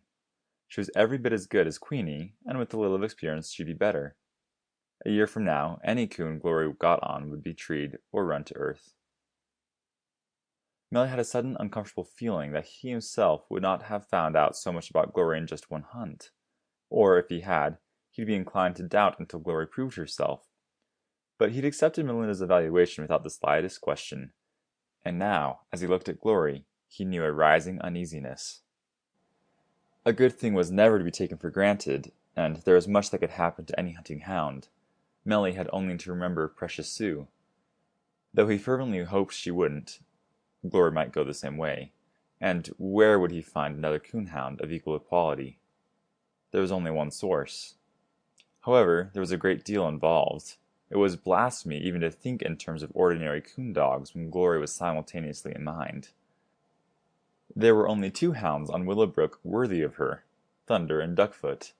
Things being as they were, even if all else were equal, it was unlikely that Butt Johnson would bring either his hound or himself within 9 miles of the Garsons, or anything that belonged to the Garsons.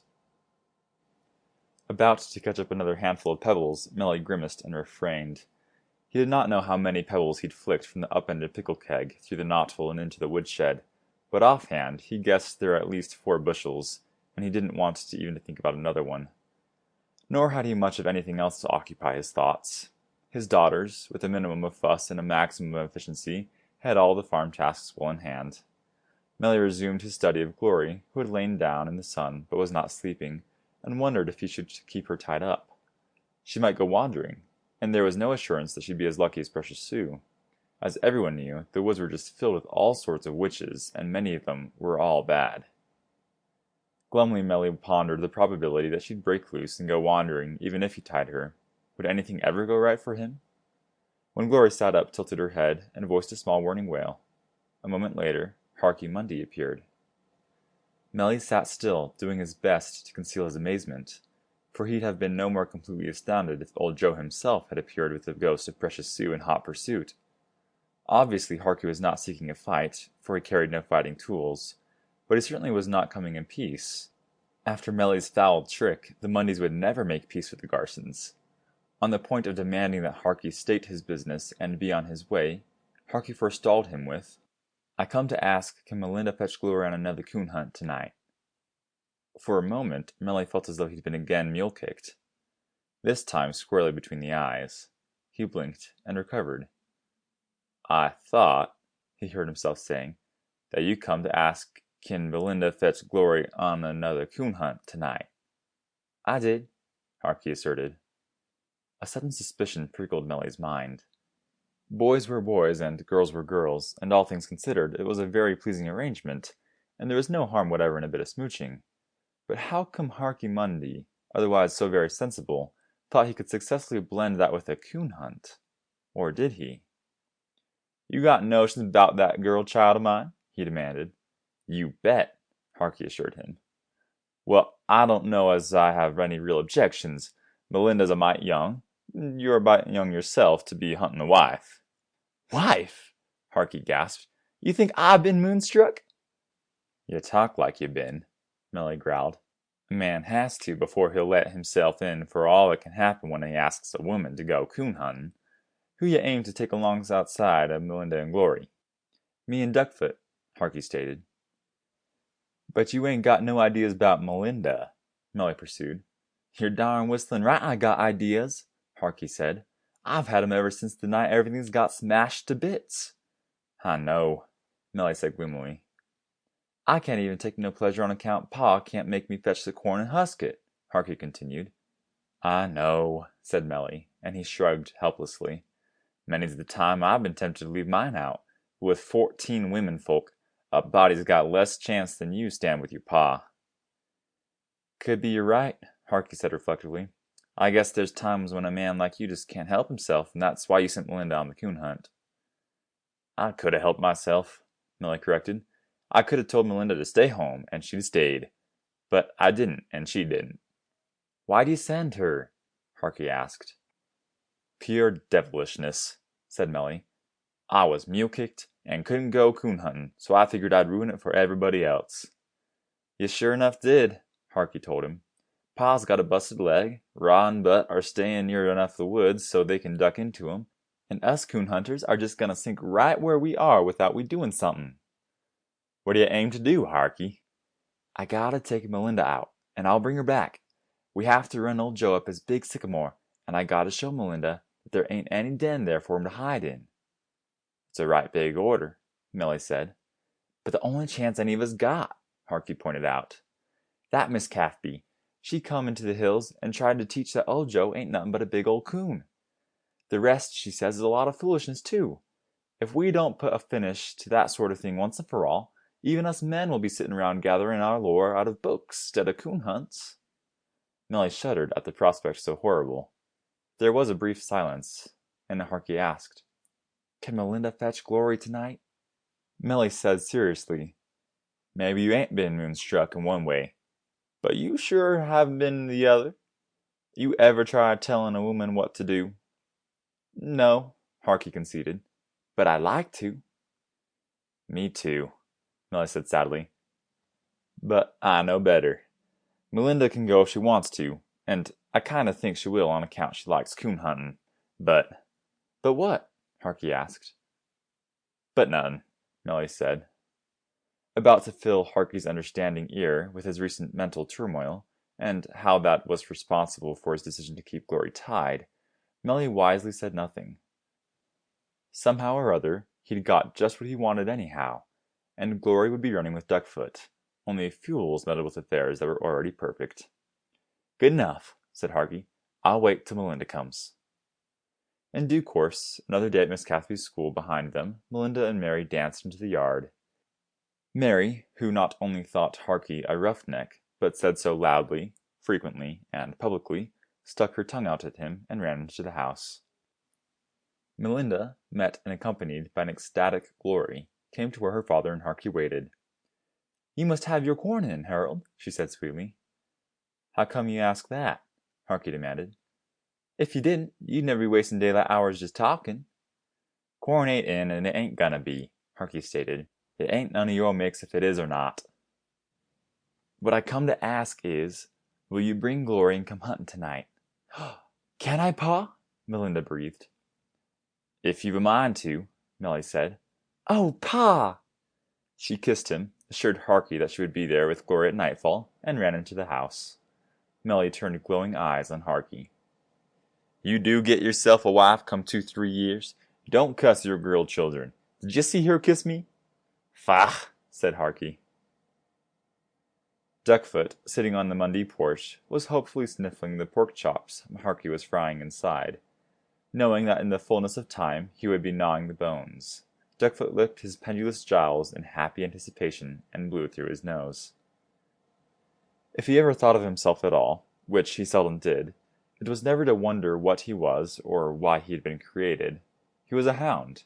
He had been created to hunt coons, and that's all Duckfoot had to know. He could not possibly understand that he was a canine genius, and he wouldn't have cared if he had. The blood of Precious Sue mingled with that of Rafe Bradley's huge hound in Duckfoot, and he had inherited the best of both plus something more. He was born with a sense of smell and an ability to stick to a trail that is rare in even the best of experienced hounds. The extra something consisted of the talent to outthink and outguess the quarry he was running. He'd been a mere pup the night old Joe came raiding, but he'd experienced little difficulty in tracking old Joe to his magic sycamore, and he'd learned since. The second time they ran old Joe, Duckfoot had paced the renowned Thunder and arrived at the sycamore with his far more experienced hunting companion. He'd known perfectly well that old Joe was in the den, for he could smell him up there. With the coon up, and for as long as the coon remained up, Duckfoot was satisfied to run true to form and bay at the tree. Sooner or later his master would hear him tonguing and arrive to take charge. But Duckfoot had no intention of letting any coon, treed or not, get the upper hand, and he had called on his inborn hunting sense to make sure they never did. Even Thunder considered his whole duty discharged if he either caught his coon on the ground or treed him in the bayed tree. Duckfoot went beyond that to complete grasp of any given situation. He had known even as he supported Thunder's voice with his own, that old Joe might try to escape, and that the one logical escape route was further up the sycamore and into the tunnel. The instant old Joe left his den, Duckfoot raced for the ledge. Only the cramped tunnel prevented him from overtaking Joe, and there had been a long, hard chase after the big coon emerged into the swamp. Old Joe had finally escaped by entering a beaver pond, diving, evicting the rightful tenants of their domed house, and waiting it out. It was a maneuver that Duckfoot had yet to learn. All he was sure of was that the beaver appeared but the coon had disappeared. Duckfoot, however, had learned exactly what to do should old Joe again enter his den in the sycamore and be forced out of it. Rather than go to the tunnel's entrance, he'd go to its mouth and wait for his quarry to come out. Thus old Joe entered a wrong phase of his own special moon. If he'd treed in the sycamore and stayed there, his den would surely be discovered. If he left, Duckfoot would catch him in the swamp. 2 seconds before his supper was ready, Duckfoot winded old Joe. The old raider was down in the corn, making ready to rip a shock apart and help himself to the ears when Duckfoot rushed. With a coon scented, He forgot even the prospect of pork chop bones. The trail led to Willow Brook.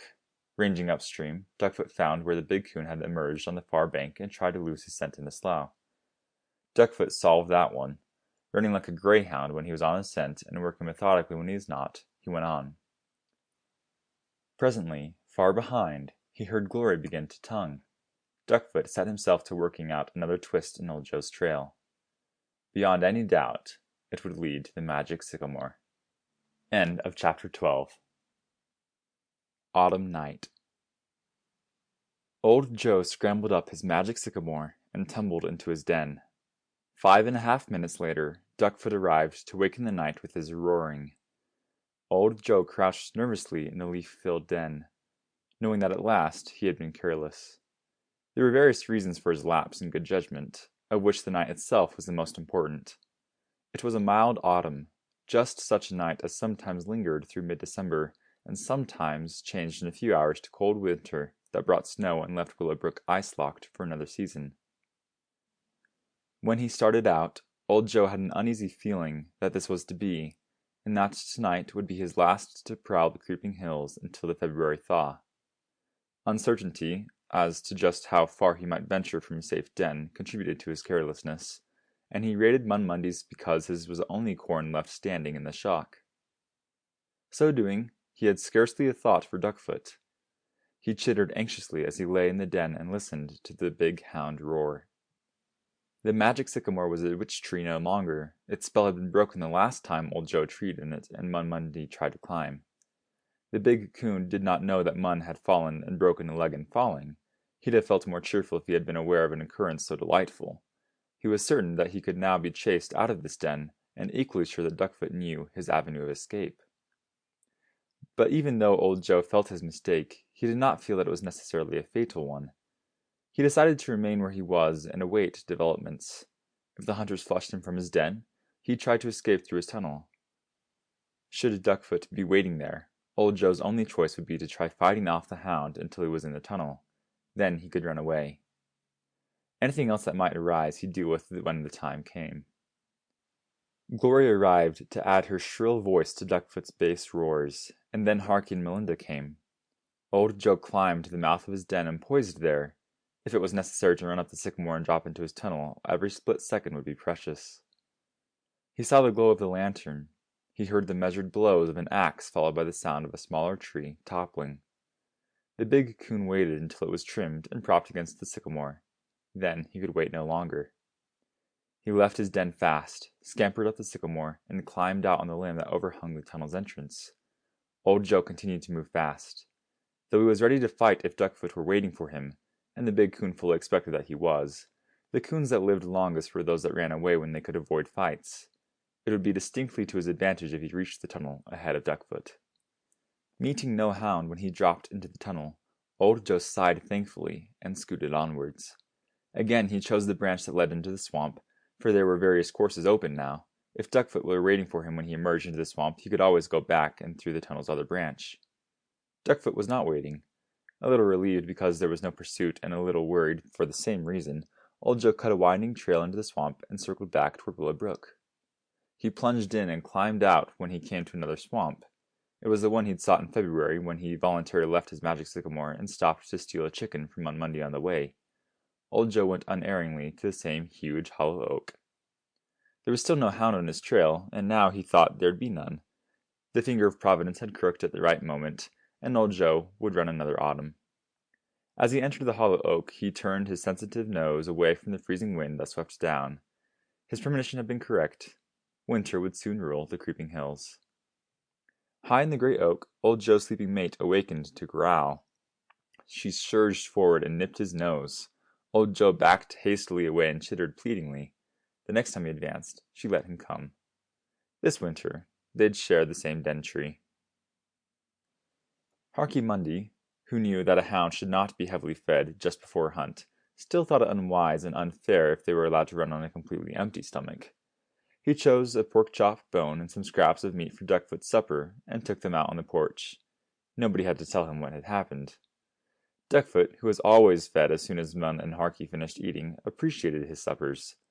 Nothing except the scent of a coon could force him to be absent when his meal was ready, and the only place he might have scented a coon was down in the shocked corn. Harky took Duckfoot's supper back into the house. Munn looked up inquiringly. He's off on a coon, Harky explained. One must have come raiding in our corn and he winded it. He must have, Munn agreed. Could it be any chance old Joe, Harky? Munn pleaded. Harky said sadly, I can't tell, Pa. Ain't you got a feeling? Munn persisted. I ain't had any kind of feeling I can count on since the night Melinda horned in on our coon hunt. Munn sighed unhappily. Gosh almighty, I wish I'd turned her back that night. Wish you had, Harky agreed. We wouldn't be in this fix now. If it's just a common coon, Duckfoot'll soon have it up, Munn said. You can get him and still have the night to prowl old Joe. Harky said, I'll go for a listen. Harky went out on the porch and strained to hear in the deepening night. His hopes rose. Duckfoot, a silent trailer, would come silently on any ordinary coon that might be raiding the shocked corn, and he'd almost surely treat it within the hearing of the house. He would not get old Joe up so easily. Harky rejoined Munn. I can't hear anything. Munn said, It could be old Joe then. It could be, Harky agreed. Gall ding it, are women late for everything, even coon hunts? Most times, said Munn, except when they're early. Harky laid out Munn's coon hunting axe, filled the lantern, stuck the flashlight in his pocket, and put the .22 in easy reach.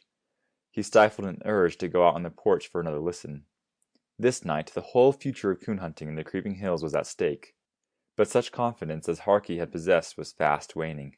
Taking a girl on a coon hunt had brought about this whole mess. Where was his assurance that taking the same girl on a second coon hunt would not result in even more helpless tangle? What had seemed sheer inspiration and a positive way to retrieve shattered legend by proving to Melinda that she was wrong and the coon hunters were right no longer seemed such a good idea. When Melinda did not come, Harky began to hope she wouldn't. Just as there seemed reason to think his hope might be realized, Melinda arrived. She was dressed in the same costume she'd worn for the previous hunt, except that she wore 2 shirts instead of just one. Both together, however, did nothing to conceal the fact that no masculine coon hunter was bundled beneath them. Harky thought sourly that even if Melinda wore her father's bearskin coat, she'd look like a girl. Where have you been? He demanded. Why, I came at nightfall, Harold, she answered. I'm not late. Y'are too, said Melinda. You're so unreasonable, Harold, isn't he, Mr. Mundy? I figure, yeah, said Munn. Harky favored his traitorous father with a bitter glance. He put on his coat, and with the flashlight secure in a pocket, he took the .22 and the coon hunting axe in one hand, and the lantern in the other. Duckfoot's gone, he said accusingly. A coon came raiding our corn, and he ran off on it. It isn't my fault, Melinda pointed out. Let's go find him. Where's Glory? Outside, of course. Harold, if we take Glory down to your shocked corn, he'll pick up the same scent Duckfoot's already on. That way we'll find him easily, don't you think? Harky expressed what he thought in a ferocious scowl, his feelings in no way improved because Melinda had suggested the very thing he intended to do now. Come on, he said. Let me carry something. I got it, soon as I light the lantern. Glory rose to meet them when they went out on the porch. Harky paused just long enough to listen, and went on. Now he was fairly certain that Duckfoot was again on old Joe, for an ordinary coon would have been up, within hearing, before this. Without a backward glance, Harky moved toward the shocked corn. Glory trotted away and began to tongue as she found scent. She ran directly to Willow Brook, was silent as she cast for the trail, and resumed tonguing when she found it. Harky determined her direction. They're on old Joe again, Melinda pronounced. We'll save time by going directly to his big sycamore. Disdaining the answer, for he had been on the point of dazzling Melinda with this very suggestion, Harky started to run. He no longer deluded himself that he was the rushing wind, or even a racing deer. For the last time he'd entertained such notions, Melinda had accused him of running slowly. But he knew a direct route to old Joe's witch tree and a blackberry thicket on the way. He crashed through it, holding the .22 and the axe across his chest, and a little in front to divert the whipping canes, and he grunted with satisfaction when he heard Melinda gasp. Harky steered a course to Willowbrook. There was a log there, a fallen pine that spanned into shallow pool, and it made an adequate bridge except during flood time. Harky held the lantern high, jumped on the log, and at once began a wild effort to keep his footing. The night had turned colder. Running, he hadn't noticed the lower temperature, or thought the log would be ice-coated. His luck held. Harky danced to the far bank, jumped off the log, and continued running. Duckfoot was tonguing at old Joe's magic sycamore. Presently Glory joined him. Harky wondered. Duckfoot, who had been roaring constantly and furiously, suddenly began to yap like a puppy, and Glory trilled her tree bark.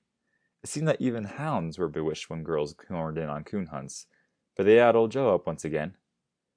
Reaching the sycamore, Harky discovered the two hounds alternately barking up the tree and cavorting around each other, with far more emphasis on the latter. A sudden suspicion entered Harky's mind. It was a good thing Duckfoot had run ahead of Glory, or neither would have reached old Joe's witch tree. Harky felled a smaller tree. The lesser branches he sliced off at the trunk. The larger ones he stubbed to serve his hands and footholds. With some effort, he leaned his laddered tree against the sycamore and turned to Melinda. The time for explaining was here. "Can you shimmy up behind me?" he demanded. Yes, Harold." There was something in her voice that had not been there before, a quaver that did not belong. Harky held the lantern high and turned toward her. Melinda's hat was missing. Her dark hair plastered wetly against her head. Her clothes were soaking wet, her lips were blue with cold, and her teeth chattered. Scratches left by the blackberry cane streaked her young cheeks. "What in the tunket happened to you?" Harky demanded. "I fell in when we crossed the log," Melinda apologized. "I'm sorry." "You can't climb when you're shivering that way," Harky said crossly. "You might fall, and I don't want to carry you out of here. I'll warm you." He unbuttoned her wet jacket, slipped it off her trembling shoulders, and at the same time opened his own coat. He drew her very near and buttoned his coat around the pair of them. A sudden electric shock coursed through him, and all at once he was very pleasantly warm. Harky put both arms around her and looked down at her upturned face. A stray starbeam lighted it gently. Presently Melinda said, "I'm warm now, Harold." "Not warm enough," said Harky, who was astounded to discover that there was something more pleasant than looking for coon dens. "I'll warm you some more. And call me Harky, huh?" "Aren't we going to climb old Joe's den?" she asked shyly. "Best not tonight," said Harky, who wouldn't have considered abandoning what he was doing for dozens of old Joes. "We have to get you warm. Will you come coon hunting with me again, Melinda?" "I'm afraid not, Harky," she said in a troubled voice. "Why?" "I simply can't go anywhere too often with any boy who lets his father's corn stand in the shock when it should be brought in and husked." "I'll bring it in," Harky promised recklessly. "I won't do a lick of hunting till it's all in and husked. How about a kiss, Melinda?" "Oh, Harky! Please." It occurred to Harky, but only very vaguely, that Miss Cathby's foothold in the creeping hills was too solid ever to dislodge. But let what may happen. In years to come, old Joe would still prowl on Willow Brook. Hounds of precious lineage would trail him, and Mondays would follow the hounds. Nothing could stop any part of it. Harky had a feeling. End of chapter 13. End of The Duck-Footed Hound by Jim Kjelgraard.